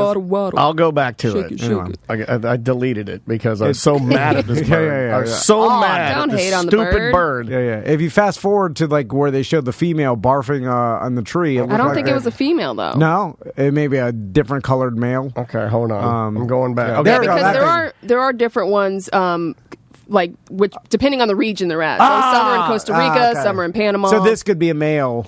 Ooh, that one doesn't Actually, have wattles. that one doesn't have it. But I swear the next that one right there, that may be. I can't see. There's too many branches. Too many branches. Cut the trees down too. There's a male with his worm face barfing. And then She doesn't have them. okay, she doesn't have them. I swear we were just watching something. Yeah, that looked we like just saw one where they did have them, or maybe that one doesn't, or maybe we're drunk. that You one just does, wanna but see that's a more male. wattles. Yeah, you're right. Maybe I got confused. Oh, there it is. There it is. Oh, there That's it the is. one. That's the one. It's a mutant. But maybe that's a male. Maybe that's a gay No, bird. He does both. He identifies with the wattles. He's more of a bird exotic. Yeah. Well, yeah, I've been watching that. Oh, it's so good. Oh, it's Tiger King is the best show. I wanted to continue going on. I didn't want him to get too, because I know in a little bit it's going to get a little serious. I don't want to binge watch too many of them because I've been you doing gotta space two, it and out. I don't want their feud between like Big Cat and the GW Zoo or whatever you want to call it, from Joe Exotic and this other lady. I don't want it to get too crazy because I want him to continue doing it until I die. Yeah. But I think it gets too crazy and then all the fun's ruined because it starts to get into like murder and bad stuff, and then I'm like, okay, well, this They're isn't good both anymore. they're both insane. Yeah. Like, oh, well, everybody on that show is insane. Yeah. It's My favorite character is Dr. Boombala Goongala. That guy, the international tiger sex doctor. Yeah. That guy's awesome. He's got like a weird cult thing going on where he gets young, impressionable He's like women. and his name is like Dr. Baba Ganoush or something. You know, like he does it like a cult where he lures people into this communal living facility where then you work and live, pay your dues, and then you fall in love with the leader, and then he's got a harem of women. It's bizarre. Everybody's crazy, and it's the greatest thing ever. And everybody on Facebook says it's a great. Like we're all like stuck inside just watching stuff, and we're watching the craziest people we've ever seen, and it's great. And they all have guns, and they're all killing each other. And then tigers are ripping people's arms off. It is nuts. Animal abuse, everything. So when are we going to do Cat Thursdays? Yeah, we should. Although way more birds though than cats. Yeah. We'll run out of cats quick. there's a lot I'm of not a people that fan have of cats. it either. Dude, but down, people love some cats. Dude, down in Miami, for whatever reason, like South Florida area, I think there's a lot of people that own big cats. Yeah. And like cougars and bobcats and stuff. It's like all over there. And there's like this weird society of people that are super into it. And We had a Florida Panther when I grew up. What, you personally? Yeah. You're an old man? Yeah, my dad had one. He's No big deal. feeding the popcorn? No, we're not animals. He gave it Pepperidge Farm goldfish. He just feed it the Pepperidge Farm's extra cheddar goldfish. A bobcat will eat a Pepperidge Farm goldfish, right? I think anything will eat a Pepperidge Farm they'll goldfish. eat it. Yeah. I don't think there's a creature that won't at least even attempt. They'll at least peck at it. Yeah, they'll peck. Everybody will peck at a goldfish. Yeah. But oddly enough, not a real goldfish. Yeah. They don't look yummy to me. You know what? I'm going to get you a bird. Please, I'll kill it in front of you. No, I'm going to show. That's how you stop people from getting you pets to ruin your life. I'm going to show up at your back door and then get you 2 parakeets and then ring the doorbell. Oh, Maisie would love them. Yeah, you know yeah. she would. I know. She's Then such an animal lover. you'll be But she is in she is in the potential to be a Crystal Van. Oh no! So into the animals, man. Yeah. So into the animals. I can't wait to get you some parakeets and then they'll be squawk crazy, doo doo. Crazy. Get him a 3-wattled bellbird. No, I got a bellbird for you. 3-watted Bill Burr. Can you? I know that, for Bird Wednesday, I am gonna talk to my mother-in-law and She can't come in here now. Well, no. Well, wait. we can You'd get her on have the to phone. get the bird, Oh. and you'd have to Skype bring in. it here yourself. Oh, I think you could do it. Oh god! If you the Skyped white in, one, whatever she his could name Skype in from the birds and show us their actual habitat. Is it gonna do all over the studio? Oh yeah, Yeah. It's Well, gonna I'm going to put paper scream. down. You never heard it. I hear it in the morning, like 7 in the morning, and it's probably like 2 football fields away. I Oh, hear my it God. screaming inside my mother-in-law's house. Her neighbors It's like- just hate her. Her neighbor's a drift car racer. Where do you live? He's my new neighbor. He lives in the new Dr. reboot, Bull, the reboot Coppertone Lady. of the, Yeah. the Drift car Tom racer. Hanks classic, The Burb. So now, every afternoon, we all get out in the cul-de-sac, social distance, like 6 feet, 6 feet feet. apart. And then the Coppertone lady. What about, she drinks her Michelob Ultra. I What drink about my your White Claw. crazy neighbor who's very scared? Is he okay? Yeah. In all seriousness, is he all right? He's all right. I talked to him the Okay, other good. day. Calm him down. He calmed down from the initial panic. Because it is important. Look, He's it's at all. the end. I love joking, like making jokes and laughing. But if you do have a neighbor who's freaking out a little bit, take a little time, calm them down. Be good to them. Be So, nice to each other. Then I got my neighbor that races remote control cars around the cul-de-sac, and Classy. then my boys love it. They got into remote control cars. They get their toy remote. You got to get the control cars. gas ones, man. Then the drift car racer, he comes out and he. You guys want to drive my drift car? He's like, "Hey, I'll drift around this cul-de-sac." I'm like, "Yeah." Did he do it? What? No, because then my wife and all everybody's like, "Don't do it." And I'm like, "Oh, we'll do it one day, buddy." When it gets suntan lotion. She throws her Mick Ultra in her hand, shoots it with her handgun. Yeah. What about the crazy black grandma with a knife? They moved, and that's where drift She cars was my moved in. she was my favorite character. Yeah. She was my favorite Black character. granny with the Oh, knife. she got written off. I didn't realize she got written off. Yeah. Wacky Street. Yeah. It's Tom Van's new hit sitcom, Wacky Street. Yeah. The black family moved out. It got too crazy. Yeah, for them. too crazy. Well, Too white trash. I stopped. They're like, I gotta get out of here. The It's writing, too trashy. the writing was the The best. drift car moved in, and we're like, "Yay!" What's next? The writing Do you was have any more houses on your street? no. Oh yeah, you don't want that. There's One two of them's going up just for for- sale. We don't know. Yeah, one of them's just for birds. They're flipping 2 of them. Your wife's gonna send those to me. I know. Move What in. if I moved in on Tom You should Street? do it. Oh, you don't want to do that. Oh, you should see what happens. I don't know if I can handle just the bird noises Yeah. alone. We all get out in the cul-de-sac. they don't we talk drink, about the bird noises. remote control car, drift car, The writing- bird screaming. The writing for Wacky Street was its best when your next door neighbor was alive and she called you Paul. Yeah. After that season, I kind of fell out a little bit. That When- house is up for sale soon. When MMA when Buff MMA Man was cutting the grass shirtless, I kind of fell off. But I got way back in as soon as Coppertone, like when they rebooted her, and then Dr. Ghoul came. Came back. I'm like, I love it. Yeah, the raccoons are back. They went through the raccoon zombie disease or whatever that was, the dysphoria or whatever. That burned hot. Like the raccoons had the coronavirus for a while. Remember? They were wandering around during the day. With the raccoons? Raccoonivirus, yeah. They were wandering around during the day, and then Animal Control picked them up because they were all... Oh, is that when they said they were zombies? Yeah. I remember that. Whatever virus... How many do you think were roaming your neighborhood? I mean, at one point in time, there's an army. I heard something, and then I flashed my cell phone light, and there were 30. I'm not even exaggerating. 30 raccoons looked up, and 30 raccoons. That's a lot of raccoons. I mean, they were everywhere. I don't think they live in the Castleberry Forest. I don't think the Castleberry Forest, where Robin Hood lives, and he steals from the poor and gives to the poor. That's every poor neighborhood. That's true. The rich are hard to steal from. They got alarms. They got guns. They got bars. Yeah, they're heavily armed with alarms. The rich, they don't got it. But they don't have that much to steal. I don't think you could battle 30 raccoons. If they all decided, if they looked at each other and were like, get him, like, I don't think you could get them. Well, they're not. That's a lot. They climb on top of each other like World War Z. Yeah. The problem is they're too dumb, and they can't. They're not that dumb. But they can't organize enough to rush me at one time. They'll rush me and like in groups, and I'll be able to kick most of them away. They'll get him. This guy doesn't know how to use his phone. No!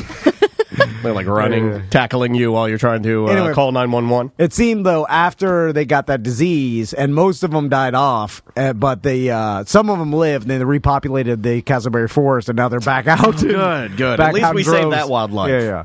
Giving my yard Pika crazy. I was out there picking the Pika out the other day. By hand? Yeah, by hand. No, you got to gasoline it like my dad used to do. You're ripping it up with your hands? Well, it's just a little baby Pika, and it doesn't bother me as much.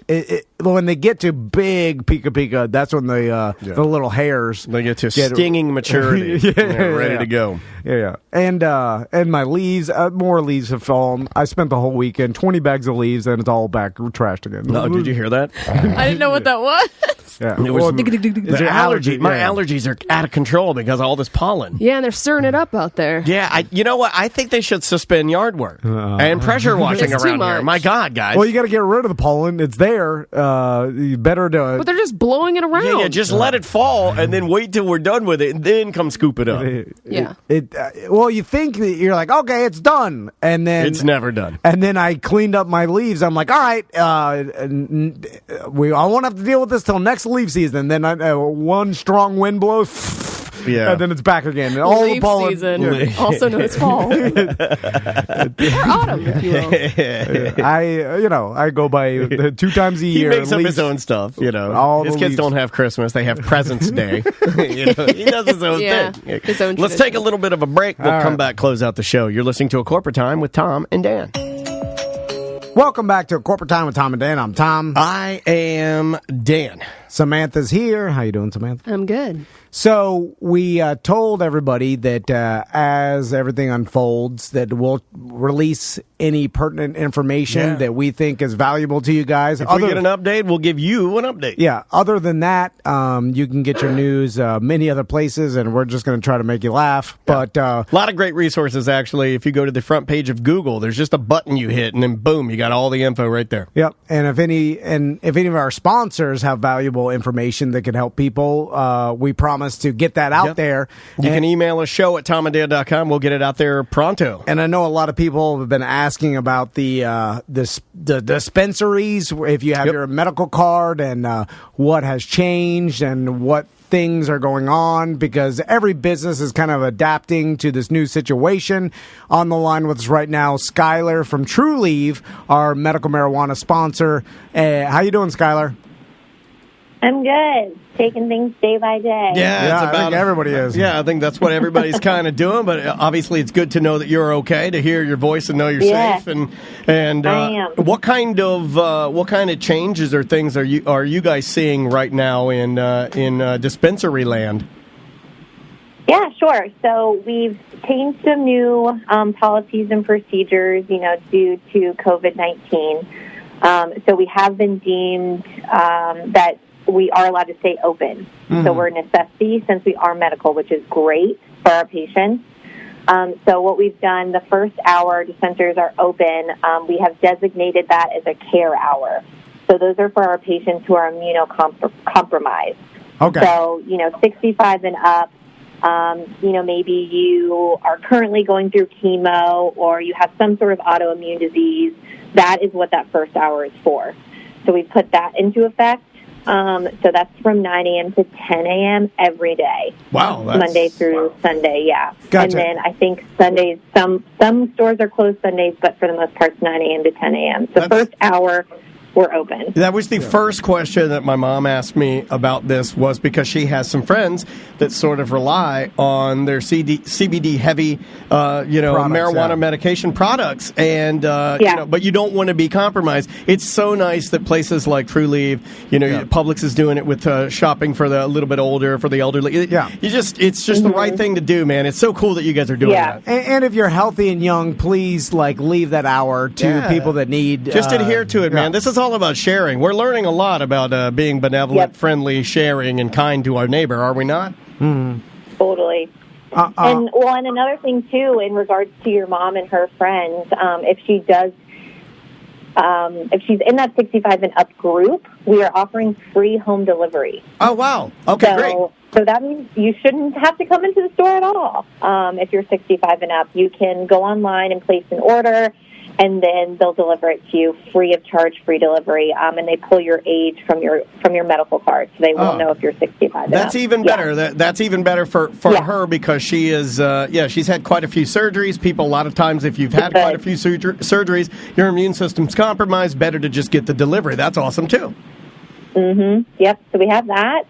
And then also in response to the COVID-19, we have reduced our delivery fees to $15 with no minimum purchase. So even if your immune system isn't compromised, but you're still a little nervous, we have reduced that delivery fee so that it's a little bit more doable for our patients, and then you won't have to leave your house. Gotcha. Awesome. That's cool. Yeah. Another question, Skylar, that people have been asking me is, does the patient have to pay for their order before they arrive if they make an order at Trulieve? No. So they will place their order online for pickup, and then once they get to the dispensary, they will go in, pick up their order, and they can pay via cash or can pay just as they would if they go in. And it would be the same for delivery as well. So you never pay before, because sometimes you may have requested a product that may not be available at that time. Gotcha. So we never charge you before. Yeah. Gotcha. What is the best way to follow any of the policy and procedural changes? So you can visit our website. If you scroll to the bottom of the website, there's a resources tab, and if you go on there, we're updating every day different changes, different pickup locations, and then also you can follow any of our social media outlets. We actually just updated one and added a few pickup locations to there, which I'll talk about really quickly because it's pertinent to the situation, especially where we are. So there are a few locations where you can place an order online. You're contacted by the store to schedule your pickup, and then once you're contacted, you go straight to the store, pick up your product, and leave. You don't wait. And so Orlando North has been added to that list. Okay, great. So now you can place an order online. They'll contact you once it's ready. You go pick it up, just like if you put in a prescription through CVS, right? They contact you when it's ready. You go pick it up. It's the same thing. Okay, that's awesome. Yeah, that's perfect. Speed things up a little bit, less contact, easier for you guys. You can prepare. Yeah, that's dope. And there's social media for everybody that wants to follow and get all this information. Can you give that out real quick? Sure. So our Instagram is Trulieve_FL. And then our Facebook is just True Leave. Gotcha. TrueLeave _FL, and then TrueLeave. Yep.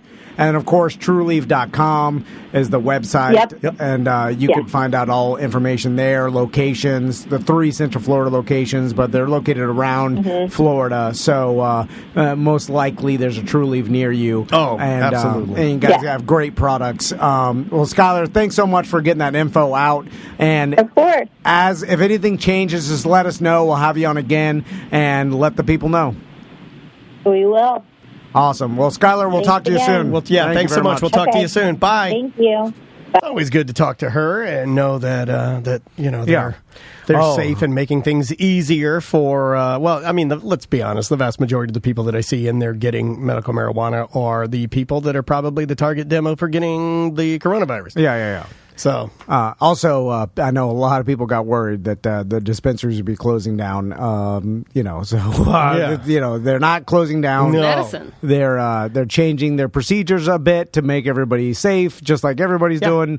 But you'll still be able to get your THC. I was worried about that the most. The only thing I'm worried about. No, I'm kidding. I'm kidding. But it is nice, you don't want to. It does make your weekend a little bit better. Especially if you're bored. It's better to be, you can be bored or you can be bored and high. Yeah, you're going to watch Tiger King not high? Yeah, what are you, idiot? Yeah, exactly. That's no way to watch that. Yeah, while everybody's scared out of their minds, I'm high. I'm riding an electric skateboard around my back patio. It's fun. Let's do some more voicemail. All right, buddy. Let's dip into the old voicemail bag here. Got to tell you, we've been getting some doozies because people have time on their hands. This guy is now the new caller of the week. It is Neil. BDM Neil leaves us like maybe 5 to 10 messages a day. I have to pick and choose. Okay, yeah. You don't want to. It's almost like a tiger. You mentioned you don't want to throw the whole carcass in there. You just get little shreds of meat. A little bit here and there. Yo, BDM Neil here again. I hope you guys are all good. I'm loving the show content during this thing. I'm working from home and everything. It's awesome. Sounds like you're driving.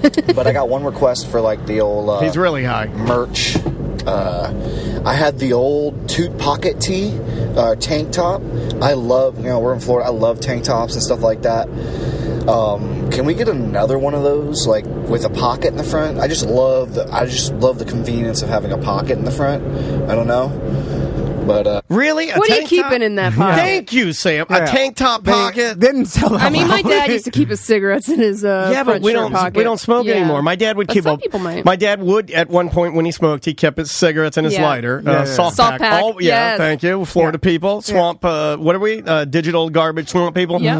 And then nerds keep their pens. My dad, businessman has a pen in there.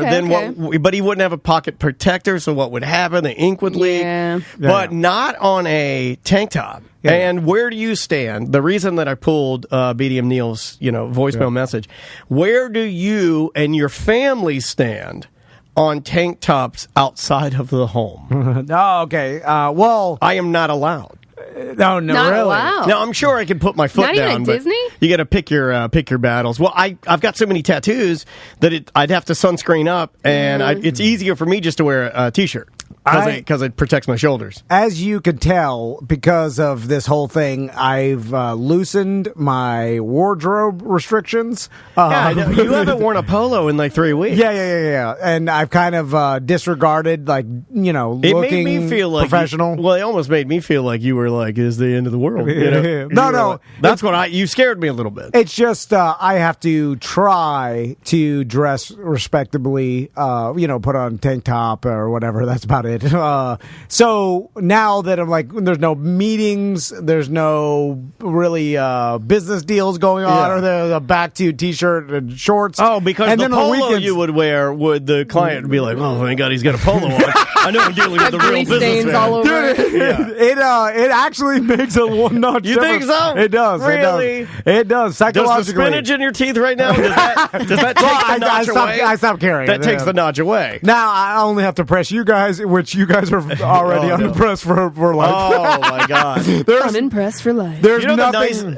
nice. Go ahead. Sorry. No. I just there's nothing I could do at this point that would bring your guys' confidence back into me. I have confidence in you. I think you think I don't have confidence in you. I just give you the business in front of them so I can gain their confidence. See what I'm doing? Because if like both of us act like you, then there's no confidence. Soon I'll start, like on the weekends, I don't even brush my hair and put product in. Me neither. I go straight Tom and Dan headband. I don't put any product in, and my hair is shorter, but so it gets fuzzy like a baby chicken, or the Incredible Hulk lost his hat. Yeah. It's like fuzzy. I stopped even wearing shirts. So I don't wear shirts. Tiny Duke headband, and then that's it. Dirty shorts, then barefoot, and that's how I live my life. And that's how that's my normal that I want to. I sleep naked, and sometimes I'll Hired and Chong walk downstairs, eat a sandwich naked. Yeah, it's better, man. They're American right. At what point do you have to stop doing that because of your daughter? There's a little bit of that now. You know, there's a little bit of, I have to be a little bit more modest around her, especially if she comes jumping into the bed.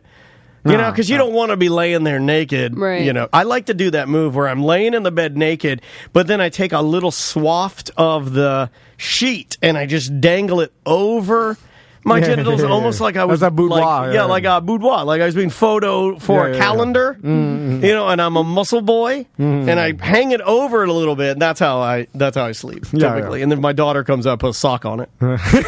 Okay, because I'm a gentleman. I don't have to deal like my sons. It's kind of like Daniel's dad. You know, you're outnumbered. We're all boys. We get to be nude. Like Andrea can pull them out up top with Maisie, no problem, nothing said. Yeah. You see, nothing said? I'm outnumbered. Yeah, nothing said. Or Maisie will say, like, she calls a bra a booby top. That's what it's called. So pretty accurate. So she'll elbow me and she'll be like, Mama doesn't have on a booby top. And I'm like, oh, yeah. But no, I'm not like that. I don't want her to know that. Yet. No. Well, I don't know when you figure that out, that dads like boobs. I don't know when you figure that out. I don't know. We're modest. I'm pretty modest about that. Yeah. The shower days are almost over. We did have a Tom and Dan tank top with a pocket. Yes. I think only one. Yeah, it was the one we had. The fabric. Yeah, the fabric. Yeah, custom. and then we ended up custom made, literally. And then we wanted a tiny Tom and Dan on the back, where like the back of the neck hole. But something got messed up in the email, and then they printed Tom and Dan on the back, giant, like we were having a family reunion, or we're a volleyball it's team. Too big. Yeah, it just was. It was not a good. I like that tank top a lot. It was bad. My stepdad Steve only wore T-shirts with pockets because he put cigarettes in there. Yeah. It's for smokers. So it's a cigarette pocket. It's a cigarette pocket. But he got mad when he got like a Guy Harvey shirt for Christmas from my mom or a relative, and it didn't have a pocket in front, and he'd throw it down. Uncontrollable dad? No. Like ruining Christmas, man? I hate all of you. I mean, we'd all hide under the table and wait for his rampage to be done. Yeah. One time my dad went to the store to buy more cigarettes, and he came out super mad because he's like, what happened to my pocket? Man, he was maybe a little inebriated, probably shouldn't have been driving. He had a shirt on backwards, so his pocket was on his back. My cigarettes are in the inside of my body now. I'm going to have to barf them out. He thought someone switched out his shirt. By the way, I got to barf these cigarettes out. 1950s dads, did you have to even use the excuse you're going out to buy a pack of cigarettes when you leave your family? Because I feel like you could say whatever you want. In fact, maybe you don't even have to say anything, right? No, you need to clarify that, because if you say I'm going to get cigarettes, I'll be right back, then they think you're coming back. Right. That could go one of two ways. Well, if it's on Christmas morning, you might be fleeing the family. Well, say that you're going to go to do something like, Good hey, Charlotte's, like the Madden Brothers dad. I'm leaving to work on a surprise for you kids. It's going to be awesome. I'll be back in a second. At least get their hopes up, because then they'll be like, what happened? Maybe he died. It's been gone a long time. It must be a big surprise. Don't just use the cigarettes because you're like, you selfish old man. You not only did you only think about cigarettes, you left. That's why I wouldn't say that. Like to Maisie, if I were leaving on Christmas morning and needed cigarettes, I'd look at her and I'd be like, hey, I'm going to go get you some cigarettes. I'm I'm sharing. I don't know why that's the universal excuse when you right before you leave your family and never come back. Plus, didn't you have to clean Now you got to say I'm going out to get my vape juice, right? Did you have to clean out your closet? What about all your stuff? No, you leave without leave everything. You start You leave over. everything? You start Yeah. over. The only thing you bring with you, ironically, is a pack of cigarettes. Because I feel like the only thing you bring. If you're a selfish POS that's going to leave your family behind, like, aren't you going to take some of your things? Yeah, Aren't you going to slowly offload some of your favorite possessions and then leave? You're just going to leave everything? You do that move your where you kids put should on. be your favorite possessions. No, I but you're know. leaving them, so you might as well leave everything else. You'd have to But you do like your knife and your, you have to do that your move. nudie mag or something. No, you have to do that move like I used to do when I didn't want to take my pants down in gym class and wear like 7 pairs of shorts. Oh. You know what I mean? Like, so you put like 7 pairs of shorts on, 7 T-shirts on, 7 pairs of socks, 1 pair of shoes, and maybe stick another pair in your pocket. So you're leaving. You're like, I'm leaving. Why do you have your coat? You're so fat. Your winter clothes. 90 degrees outside. You'll find out. I really like smoking. We're gonna go get it. Yeah, it's cold in the 7-Eleven when I go inside to get my cigarettes. And then, what about the bill to the house? Is the house under your name? What? There's so many different details. No, I'm changing my name. Yeah, because the mortgage, your electric bill, your water bill. Like I imagine this is either your especially back then it was under the man's name or at least joint, right? Like what about all the business? I don't even know what mine is. I think it's joint. Like you could just up and leave everything and nothing. There are no repercussions. Well, now they could track you down, right? They could ping your cell phone and stuff like that. Well, that and your social media. You're like, I'm in Panama City Beach party. I see you, Dad. You didn't go to get a pack of cigarettes. Is that allowed now? Like, how easy do you think it would be? Like, if I decided to, tomorrow. Illegally. I just don't show up, right? You guys get in here. Yeah. Nothing's turned on. You're like, well, that's weird. You call. I don't answer. You call Andrea. Like, she's like, I haven't seen him. Yeah. Do you think that you, Samantha, and Butler could track me down? Well. Or do you think I could evade you? No, we'd track you down because, No way. Well, here's the thing. You'd have to use a credit card unless you got out like a mass amount of money. When I was in the military, they used to refer to me as the Mist. And then it's just move anywhere undetected. It's just so easy now. Plus, like, again, you're walking away from your ability to make money, everything. Like, what about your job in 50s, Dad? Like, did you leave that too, or just your family? Well, like, where'd you go? Are you going to log me out of the bank account immediately? No, I would think you're dead first, and then. Well, you check the bank account, and you'd see some charges coming through. But they'd all be in town because I'm not stupid enough to like make a charge somewhere that I'm not at. I think you have to wait 5 years. Like the times have changed. That's for sure. It's going to be a lot harder now because I'm trying to think back, and I'm like, I don't even think my parents had a bank account. I think they just cashed their checks at like a cash checking store. I remember before going out for fancy seafood dinners, my my house dad rented. He would have to write a check to cash and then go to Winn-Dixie and cash the check to get cash. I remember that. You buy a cashier's check and you send the rent off. And then what about the cars and the car insurance? My dad had 5 DUIs. We sometimes had a car, sometimes didn't. My mom didn't drive. If you have 5 DUIs, you would think he has a lot of cars. So leaving your family to get using the excuse to get a pack of cigarettes is a poor man's game. Yeah. Like rich guys can't pull it off because there's too much red tape and paperwork, right? Yeah. Okay. So if you're poor, you can rent a place, nothing, no bank account. Most of the time no it's not car your insurance. name. Could be in your mom's name. Yeah. A lot of our BDM memberships are in grandma's names and mom's names. Yeah. And so you just take off and you could, not have to abandon worry. everything. That's a perk of being poor. No one ever the talks one about perk. it. It's only a perk for the dad, by the way. It's not a perk for anybody else in that situation. If we found a perk. If you're really poor, you could just leave your family and everything. You don't have to worry about changing the mortgage or calling. I almost called it FPNL. Oh wow, old man, yeah. Duke. Here, let's stupid name. Let's try this one. Just listen to the show tonight. Anyone interested in a hot tub, please call me. I've been in the business about 11 years now. It's 954-802. Oh, my God. Can we just plug his let's call him here. business? I'm a recreational hydrotherapy Jedi Master. Thanks. Oh, Let's call. Because Okay, are you gonna beep the number out? I think we found one of the only non-essential businesses that have to close because everybody else apparently they're like, well, it's the same. He said hydrotherapy though. That sounds essential. Okay, right? Yeah, right. Because the like list, we're comedic therapy. That's what we should call ourselves. We're not a podcast. We're not a radio show. The list. We're broadcast comedic therapy. Like, how many businesses are having to shut down? This is my emotional support hot tub. Seem like not that many because we're not listening, Tom. Well, no. And nobody likes to be told they're not essential because that's a slight, right? Well, because think about any like home improvement store, plumbers, electricians, all like you can't have doo-doo coming out. Like society still has to run. No, I need doo-doo coming out of me. If it's not coming out, then there's a problem. So, there is a lot of essential to society businesses. I believe probably more than 50% are essential to our society running or parts of it.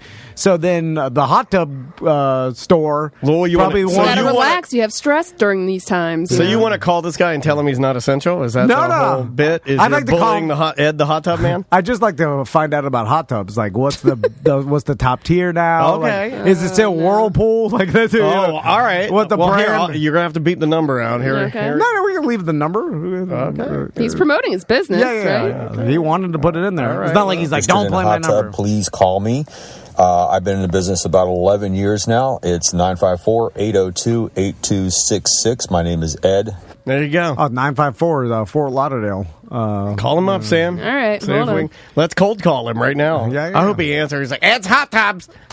Because I have an in-ground hot tub connected to my pool, but it's just not as good as the above-the-ground Whirlpool, bench, marble, faux marble, wood around the outside, lattice work. That is, in my mind... Rusted pipes underneath. He forwarded me to voicemail. Man, what kind of business Bad is at this? business. Yeah. Maybe he's not essential. Maybe he's closed down. If you put out your number... Maybe he's already dead.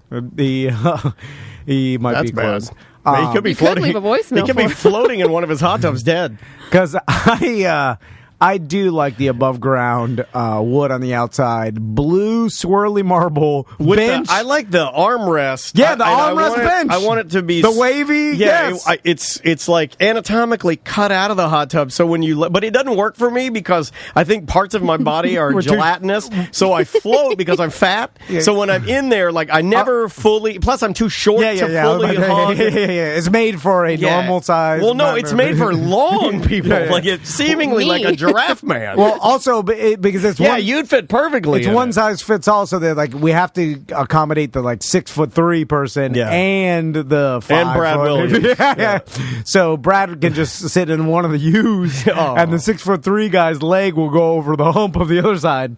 You ever sit in a hot tub with too many people and brush up against one of your buddies? And you're like, be cool, bro. Yeah. When I was a young kid in high school, there was a hot tub parties going. There's man. Good. Yeah. And I've never been to a hot tub party. I remember we were all, and all of your hot tub parties are boring. We were all looking. Yeah, I know. But when I was in high school, we went to this girl's house whose parents went out of town. She had a party, and they had the above hot tub. Straight up 80s wood with the swirly faux marble. And one of our friends banged a girl in the hot tub, and we all watched out the window of the party. Together? Yeah. Like a pack of crows. Yeah. That's used to be a thing. We always used to watch each other. That's weird. You guys got a weird friendship. Yeah, it is a weird friendship. I've seen all my friends doing it. Yeah, doing Have it. they seen you doing it? I wasn't as much of a presenter. Oh, so you're just a voyeur. He's But not they an exhibitionist. Yeah. But they seen me do some stuff. Yes. What'd they see you do? You know. No, I don't know. I don't think you've done much. They saw it. He did the old Tiger King. They if you know saw what some I'm of saying. it. Yeah. Never put on a full display, but they saw something. Yeah, he saw the beginning stages. I've seen every one of my friends nude, and their wives. Wow. Not all of them, but you haven't seen my majority of them. wife nude. No, I haven't. Norm in our Twitch chat room, he says Different he was time. too fat for hot tub parties. That makes me sad. How fat is too fat for a hot tub party? Because I feel like fat people love hot tubs. They do. On but cruise ships especially. If you go on a cruise... Tim lives in the hot tub. Well, the first people in the hot tub are the fat people because they're weightless, I feel like. Yeah, but public hot tubs and older, when you were young, like in high school, the fat guy didn't take off his shirt because, embarrassed by his big... Old people love hot tubs. Oh, yeah. But why? They like everything hot. It's good for your bones. Hot soup, hot house, hot tub. Yeah. Hot tea That's with true. the meal. Also, you're just sitting, so there's an advantage to old people. You're not doing much, plus, it's, sitting in hot water. Although the only time you don't use hot tubs are like at the age I'm at right now. The hot tub is either extreme old or young cool guy. Yeah. I don't know. I love a hot tub. I just don't. When we stayed up in North Carolina, we were in that hot tub all the time. Were you in there all the if time? you have one at your house, Is it good for you though? It's fine. Is it be, fine? right? Well, I don't think it is good for you to stay in it all the time. Well, extreme temperature, like being in extreme temperatures, has been proven to be good for you because your body thinks that you're dying of something, so it releases certain chemicals and things that end up helping you in the long run, stress relief and stuff. That's why the Swedes live so long because they all got saunas and stuff. That's why people do that cold water immersion and stuff. It does the same thing. So sitting in a hot tub can have slight health benefits, but it's good. Let's. Although you can't ever stay in as long as you think. Like it's only about I swear to God, Big Tim was in that hot tub for 6 hours. You're not really a supposed to day. do that. That's what I'm saying. I think it's actually bad for your heart. Probably. Also, Boiling there's you. a lot of things that Big Tim does is bad for his heart. The hot tub is just a drop in the bucket. see what you did there. Yeah. It's like if you got stage 4 lung cancer, just smoke them where you have it. It doesn't matter. Let's take a little all break. right. We'll come back with more A Corporate Time right after this. Welcome to A Corporate Time with Tom and Dan. I'm Tom. I am Dan. Our producer Samantha's here. Hello, Sam. Hi. I'm never going to not say our producer Sam is here. Hello, Sam, because yesterday you went completely bananas out of control about your Titans, and you started that was 2 days repeatedly ago. saying different things, and then you were a lunatic. You were a liability to the company. I apologize. So now I've learned my lesson. I will always introduce you. So, By the way, that's still on Twitch. I almost just yelled it out anyway. that's fine. Look, we got nothing but time. I mean, It's Fun Friday. Yeah, it used to be that those type of edits, when we had to edit that kind of stuff, it'd be like, I don't have the time. I got the time. Now I got the time. So if you want to say, you say it as much here we go. as humanly possible. Yeah. In fact, I think it's insane that we can't say the word. So It's true. I didn't say that one because I don't want to give myself too much work. Yeah. It is ridiculous. And also... Oh, they clipped it. If you go to Twitch right now, twitch.tv/Tom and Dan Live, you can watch this show live. Well, we're live right now. You can watch it. They clipped that. It's also in the YouTube broadcast. If you go to YouTube and type in Tom and Dan Live, you'll find, I didn't realize how many videos we actually have on YouTube. It's hundreds Oh, yeah. of videos. I didn't realize. Did you know my wife told me something this morning that I didn't realize either? My wife said, did you know, tell me if you guys do this, did you know that we originally started this show in 2009? In 2010, we were on Ustream and we had cameras on ourselves. Yeah. And I said, no, we didn't. Yeah. And Andrea's like, no, you had cameras on yourself. And she pulled up a picture of the Ustream chat that we used from 2010. Yeah. And it was cameras up here pointing. She was right. And they were pointing on our faces while we talked. That's how long we've been doing the same setup. I mean, we've altered, Well, you knew how to do it back in the day. You were the first person that I've ever somebody seen. nailed it in the chat room. Justin TV. I was on Justin TV, which I believe became Twitch, not Switch. I've been playing a lot of Nintendo. Did it morph into Twitch? Justin TV is Twitch. Really? I believe that's correct. So if you think about it, I was on Twitch in 06 or 07 because I did the live stream camera, and then the whole thing just morphed. Somebody Tactical Hat just proved me right. Justin TV is Twitch. Huh. Yeah, that was like that might be our ultimate orb, right? That might be our ultimate. What's the thing you've been talking about? The cyclical. Thing. Nothing is original. Everything is the same. Even the technology we use. In 2010, and I'd forgotten about it. That's how bad my memory is. And Andrea's like, no, you did it. In our old home, you had 2 cameras, and they weren't matching. They were Logitechs, but one was like from an old laptop, and then we just did it that way. Nobody was watching, but anyway. I was watching. I thought that was kind of... it's like me and 20 other people. I thought that was kind of interesting. So another thing I wanted to bring up to you guys, and I wanted to figure out if you knew this. Did you know that the almost therapeutic properties of the sounds that you pump into your mind at night? Do you listen to anything at night, either of you guys? Night storms. Okay, I'm a Night Storms fan, but I'm transitioning to something a little bit different. There are 3 options I have now, and I wanted to toss these out. I want you to look up white noise, pink noise, brown noise. Okay. Do you know the difference? I don't. I didn't either until last night. I got a lot of time, Tom. I've heard of white noise. I kind of have a theory what brown noise is. No, I think you're wrong on your theory. It's what I used to hear at night in Deltona. Black Key. Take that! Still got it! I like take that still. Hold on. Mark. That's for Norm! Mark the time code, 4 minutes. 1 for Norm! I'm pulling that to play in the show. I'm just going to play Take That. Okay. So do you want to guess what white noise, brown noise, pink noise? Well, it's white noise, pink noise, brown noise. Because me and my wife, we talked about this for like an hour in bed.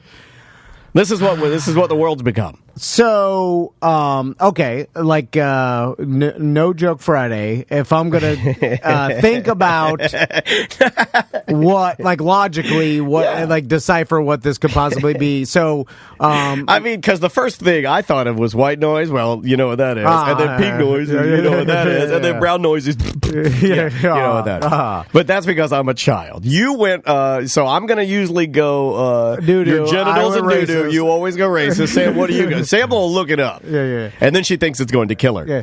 Well, okay, but thinking about it logically, so white noise, the definition is like some sort of background noise that we tune out on a day-to-day basis, like your general, like in a office space, if you looked up like sounds, office space, ambiance, or whatever, it's just like the sound of keyboards and general like mumbling. Okay, so you're close. The hum of electronics. You're close in deciphering what it is, but there are therapeutic reasons that, like, okay, for instance, what I was reading last night, science says that it's not a loud noise that wakes you up. It's not the decibel level of the noise that wakes you up. It's the change in the frequency of the noise. You see what I'm saying? Yeah, okay. So it's a specific frequency of noise, right? Yeah. Do you have the answer? Yeah, if you can read it, because I'm going to butcher it. I don't want to. All right, so plus, white I did it noise. last night, and I was higher than... What's triple higher than Chong?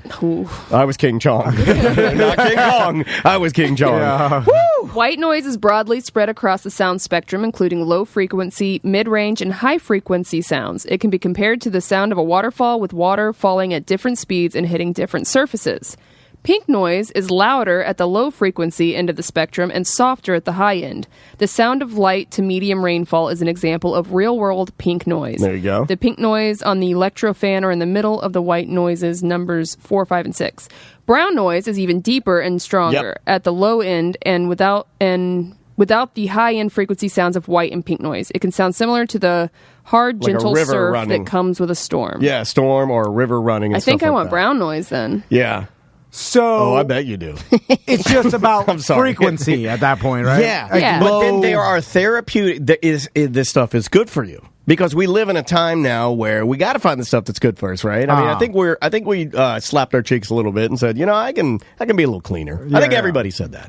But as far as upping your quality of sleep, that's going to be really important right now. We're spending a lot of time inside. A lot of insomnia. People are freaking out. Here's to help your immune system. Yeah, it absolutely helps. It's probably number 1 or 2, I think. And I think we neglect sleep. I think we think, nutrition or food or vitamin. No, sleep's extremely important. So that's why I love sleep. I just don't get it. That's what. Well, this might help you. So you got to pick out the type of noise you want. We'll do a show experiment. I'm going to try brown. Try brown. What can brown do for you? Hopefully, give me some sleep. I did white last night. And it was just right. Sorry, I'm all over the place. Can today. you? You got to go pink. Specify that on your Alexa or whatever. You can. And believe me. Buy brown and white and pink. Yes. There are apps. There are apps that we got. Our Alexa, it would be a skill. You have to. So what's the best for falling asleep? Is it your personal Depends on preference? the person. It depends yeah. on the person because it's so specific. Like the one look up therapeutic benefits of white noise, pink noise, brown noise. Because like if I can find the article that I was reading, it basically outlined in kind of like dumb speak. It's like white noise is better if you're like this type of person, or if you like this. Pink noise is better if you're an anxiety person or a work stress person. Can you look up? I can look up anything. Look up. I want to hear the different. Look up white noise as compared to pink noise, brown noise. Yeah, Just to totally give me an do this. example. Okay, give me 1 second. Because if you're saying lower frequency brown noise, I'm thinking now of like thunder and like a rainstorm in the background. Like they have those. It's bigger than that. Think you're standing on the bank of the Peace River, but it's rushing. Think rapids, like a low gurgle. Think like it's more constant. It's not like thunder and then comes back. It's more of a constant low river rumble. There's also black noise. Oh, don't talk about black noise. Norm. That's hard. Is that what you're going to do now? When you have a racist thought, you're just going to yell Norm? Yeah. I like that. I approve of that.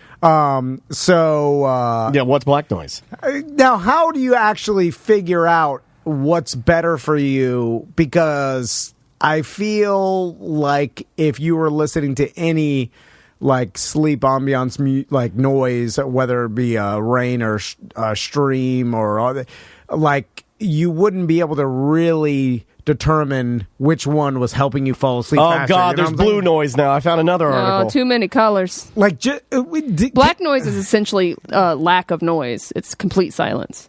Oh, really? Well, that's not black noise. That's silence. Well, so it's a great band name, though. I'm sure somebody took that like years ago, but Black Noise is an awesome band name. Could you be able to tell by how tired? I just farted and it smells like brown noise. My God!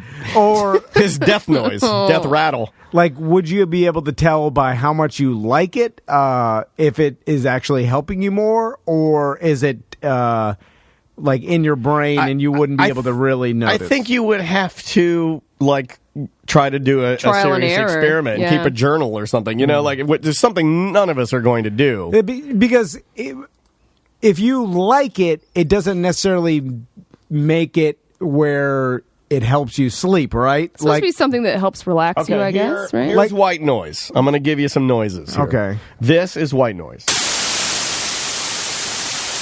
So you just keep that on in the background. That's too much. Well, no. Is that static? Now, remember, too, that you guys have this in your earphones. So you run it in your bedroom, you're going to run it about like that. Still don't right? like it. And you got your fan going. Oh, believe me, you'll like it. This thing, it obliterated me to sleep. Like, as soon as I hit the pillow, I'm just kind of listening to it. Andrea's talking, I'm out. Give me the brown noise. Is that static? I'll give you the brown noise. But that's just like static, right?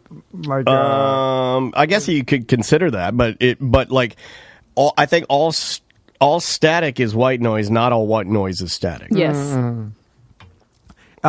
This is weird, right? Higher frequency rainstorm kind of sounds like static too. Yeah. Like at first when you started playing that, it sounded like a shower. Right. Yeah. Here's pink noise. Okay. Prepare yourself. Here we go. Hear the deeperness? Yeah. Okay. It's not quite as up in the stratosphere. It's got more mid levels. All right. It's got more mid levels.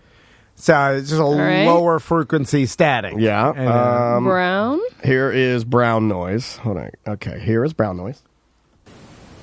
Yeah, give me that one. I'm a brown Give guy. me that one. Low, yeah. I ran, I think I'm going to run brown tonight. It's like I'm sleeping on the beach.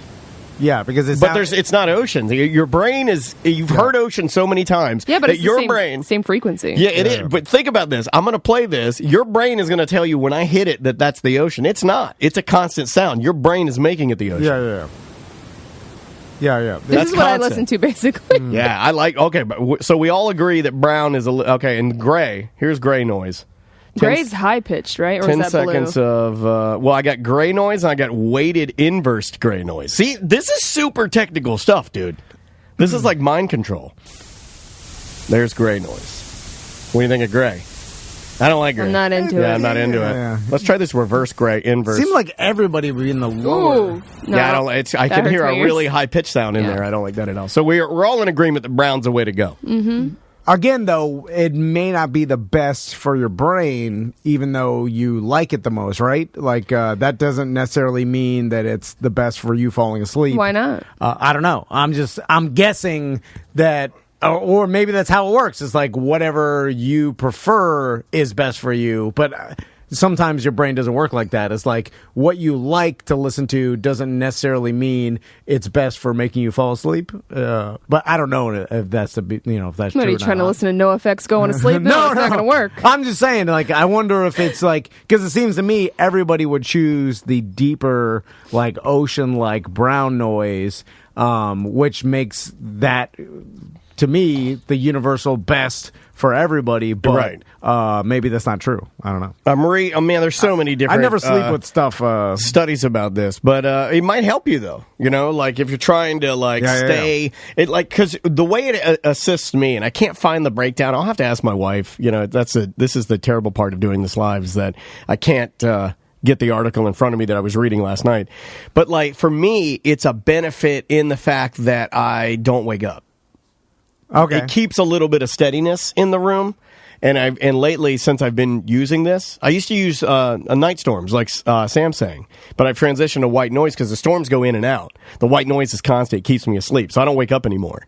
So I do that move where I wake up at 6 or so, and I'm like, oh, I got to pee so bad. I knew I didn't wake up that night. Yeah. Because normally I wake up right around 2 or 3 to go to the bathroom. Something happens, my body kicks me. I don't know what it is, but something changes and makes me get up in the middle of the night almost every night. Yeah, what wakes me up is Tommy hoofing my D. With his cold... The cold D hoofing is... Yeah, and then he hoofs it a bunch of times.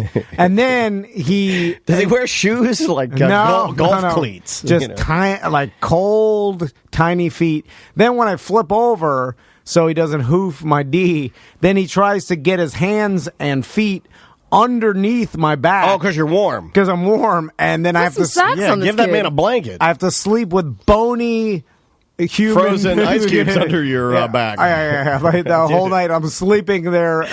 You gotta draw some boundaries. Yeah, that sounds miserable. You gotta go back to your room, put some socks on. Nah, at least get some socks on. To me, it's like it'll only be a couple more years. No, oh, man, you know how weird it's gonna be to explain to your friends that you're 18, you still hoof your dad's teeth. He's bigger. It hurts really bad now. He's bigger than Tom. Yeah, he's strong as hell. He's absolutely strong. So how are things for you guys? Are we acclimating a little bit? Are we getting back into because I think everybody that's listening to this is everyone's obviously been affected, but I think some routine could actually benefit all of us, right? Yeah, well, nothing's really changed from our schedule. We still come here every day. We come here, we go home. Yeah, and then so the weekends are the weekends, except for the fact that we're not all going out now. I will say my weekends, I don't have anything scheduled to do, which is very new for me. But you can't really schedule anything because nothing's really open. But I'm saying that hasn't happened in years, probably, where I've had nothing to do. Well, because I think everybody likes to man, this is hard for me to say, but I think everybody likes to kind of wallow in the bad parts of all of this and what we're going through, but try and find the good stuff. But will we, because this is happening, will our homes be in better shape? Will our bodies, if we can get good sleep, like I'm talking about, can we turn this into something where, because I was talking to Juan in our Twitch chat room, and I was talking to him about how I feel like more than just the virus aspect of what we're all dealing with here, I think there's a bigger aspect in that I think we have this intense addiction to processing information as quickly as humanly possible with our devices, and it's really unhealthy right now. I think it's really, getting pertinent information if there's an emergency is extremely important, but being bombarded every single minute and just it's bad for you. Constantly just going back to endless news streams and stories and the same story about the same thing over and over. So I have a theory about this, and my theory is that for people like me that have always been on the fence about social media or being locked to your phones or getting this constant barrage of information, I think it's going to be a deal breaker for some folks. I think this particular historical moment in time is going to be a defining line of what and how we approach social media moving forward. I'm trying to talk about it other than just talking about the virus. I just think right now there's so much damning information, good and bad, from both sides, from whomever, whatever you believe in. I mean, it's not about that. It's about just I don't think we're engineered. Even our brains are not engineered to try to, digest this much stuff. It'll probably be a turning point in societal history where we all come to realize the importance of filtering out information that is true and false to the best of our ability, because now everybody's trying to filter out the same type of information, which is never happened before in my entire life I've ever seen, where everybody's dealing with the same exact thing at the same exact time. Therefore, everybody is talking about the same thing. Like you go anywhere. I mean, none of us have really been around anything, but I mean, even last week when we were still kind of around people, everybody is talking about the same thing. Yeah. Obviously, everybody's talking about the same thing on social media. I heard Tiger King. I know. Yeah. But I heard. My God, we get it, guys. You're watching Tiger King. I mean, I just don't tell people I'm watching Tiger King because I assume they know it. I finished it last night. Okay. Now, this thing is changing me. I'm trying to find the good in this, okay? When is the last time either of you guys could look me in the eye and say that he watched all the way through an entire series? That's true. The answer is zero. Yeah. It just doesn't happen. I lose interest in things, not like hobbies and my family, but I'll watch even Game of Thrones. It's awesome. I'll watch it, but I get to a point where I'm like, ice giant, incest, little person drinking wine. Okay, I'm bored. I wonder, I heard Jimmy Kimmel in some podcast interview talk about, because he's obviously been not broadcasting because of the live audience thing and stuff and he's been doing blogs and stuff on the internet. And he had this theory briefly about how when big things like this happen and things it tends to change the landscape of media and then how people consume things, and because all of a sudden it flips people, it gets them out of their normal routine, and then when they start a new routine, they are like, oh well, this it breaks their other thing, and then it changes how business is done. Well, it's like breaking down muscle fibers, right? Is what you're talking about. It's like going to the gym. Yeah, and he made the analogy of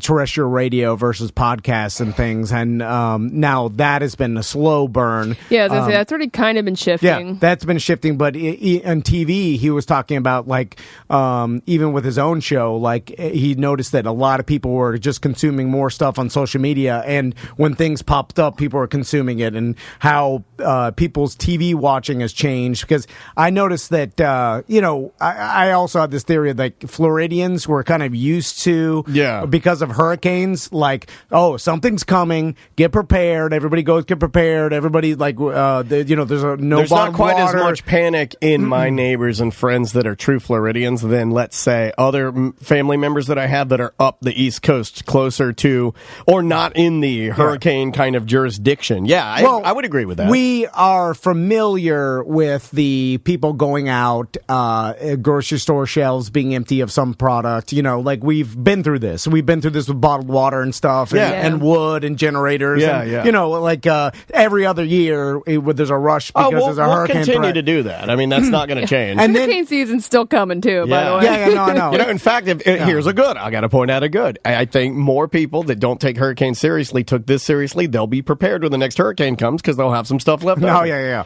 And then that's a positive. And then maybe. Then you I have no faith in humanity.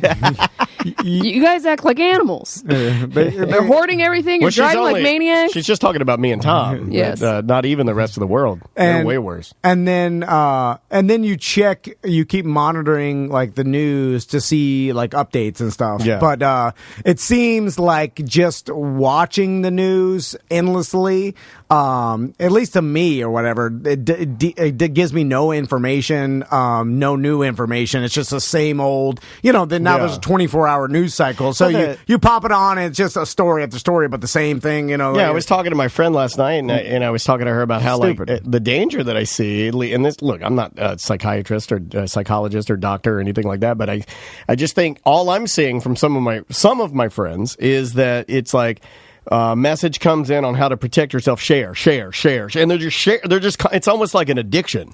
It's like I am helping by just pushing out ways to protect yourself, and I'm like, well, are you? I don't know if you are. I don't know if that's helping anybody. All I think it is I think it's you're a piston in the anxiety machine, and all you're doing is pumping out stuff to scare folks. Well, it just depends. There may not the way they're processing the information is different than the way other people process the information. Everybody's going to have their own process. So everybody has their own anxiety level or dealing with their own amount of stress, and then that changes day to day, and it's a bizarre new way we all communicate, and I think society's still getting used to it, even though social media has been around for a long time. But especially during times like this, where everybody's on social media, seeing what everybody else is doing, it's heightened tenfold, because now the whole world is talking to each other at the same time, and all this information's. Think about the amount of posts made per second. It's like, it's crazy. It's like the machine gun on a A10 Warthog. You can't even hear the differentiation between the bullets. It's just this constant. It's just It's it might as well just be white. It's just white noise. It's literally just a bunch of little tweets going out there to the point where it just makes up a full block of noise. Yeah. There it is. All instantaneously happening. It's like a laser of information. And you're only getting the information or the white noise in your bubble, which who knows what that bubble is, because you've gotten rid of everybody that you don't agree with. Yeah, any frequency that you didn't like, you deleted from your laser, right? So you're getting the frequency that you want to get in your white noise. So you're directly shooting yourself in the face with a confirmation bias laser. Yeah. All right. Which is a bizarre social experiment that we'll see what happens because and what happens next? Buddy, it is crazy. Is there anything right now that you don't have that you wish you had? I know that Samantha, I won't divulge too much information. I know that she came and maybe commandeered some. I won't say how much, but maybe 1 roll or 100 rolls of toilet paper. Somewhere between there. Yep. Somewhere between there. She has either 1 or 100 rolls of toilet paper. Yeah. Well, I've been searching for a week and a half. Anything you're missing right now? I saw my wife got out the old baby sprayer like we had back when she dreamed of doing cloth diapers. I did not know what that thing was, and I've been searching for a home in the past month or so, and there's a couple of houses that have those things attached to their toilet, and I was like, what the hell is this? It's for cloth diapers. Well, now I know. It's for poo-poo pants, rather than... That sounds disgusting. Well, if you have a kid or if you have an old man who poops his pants a lot, rather than making him take his pants off and wipe them off in the sink, he can keep it closer to the toilet. Kind of makes sense if...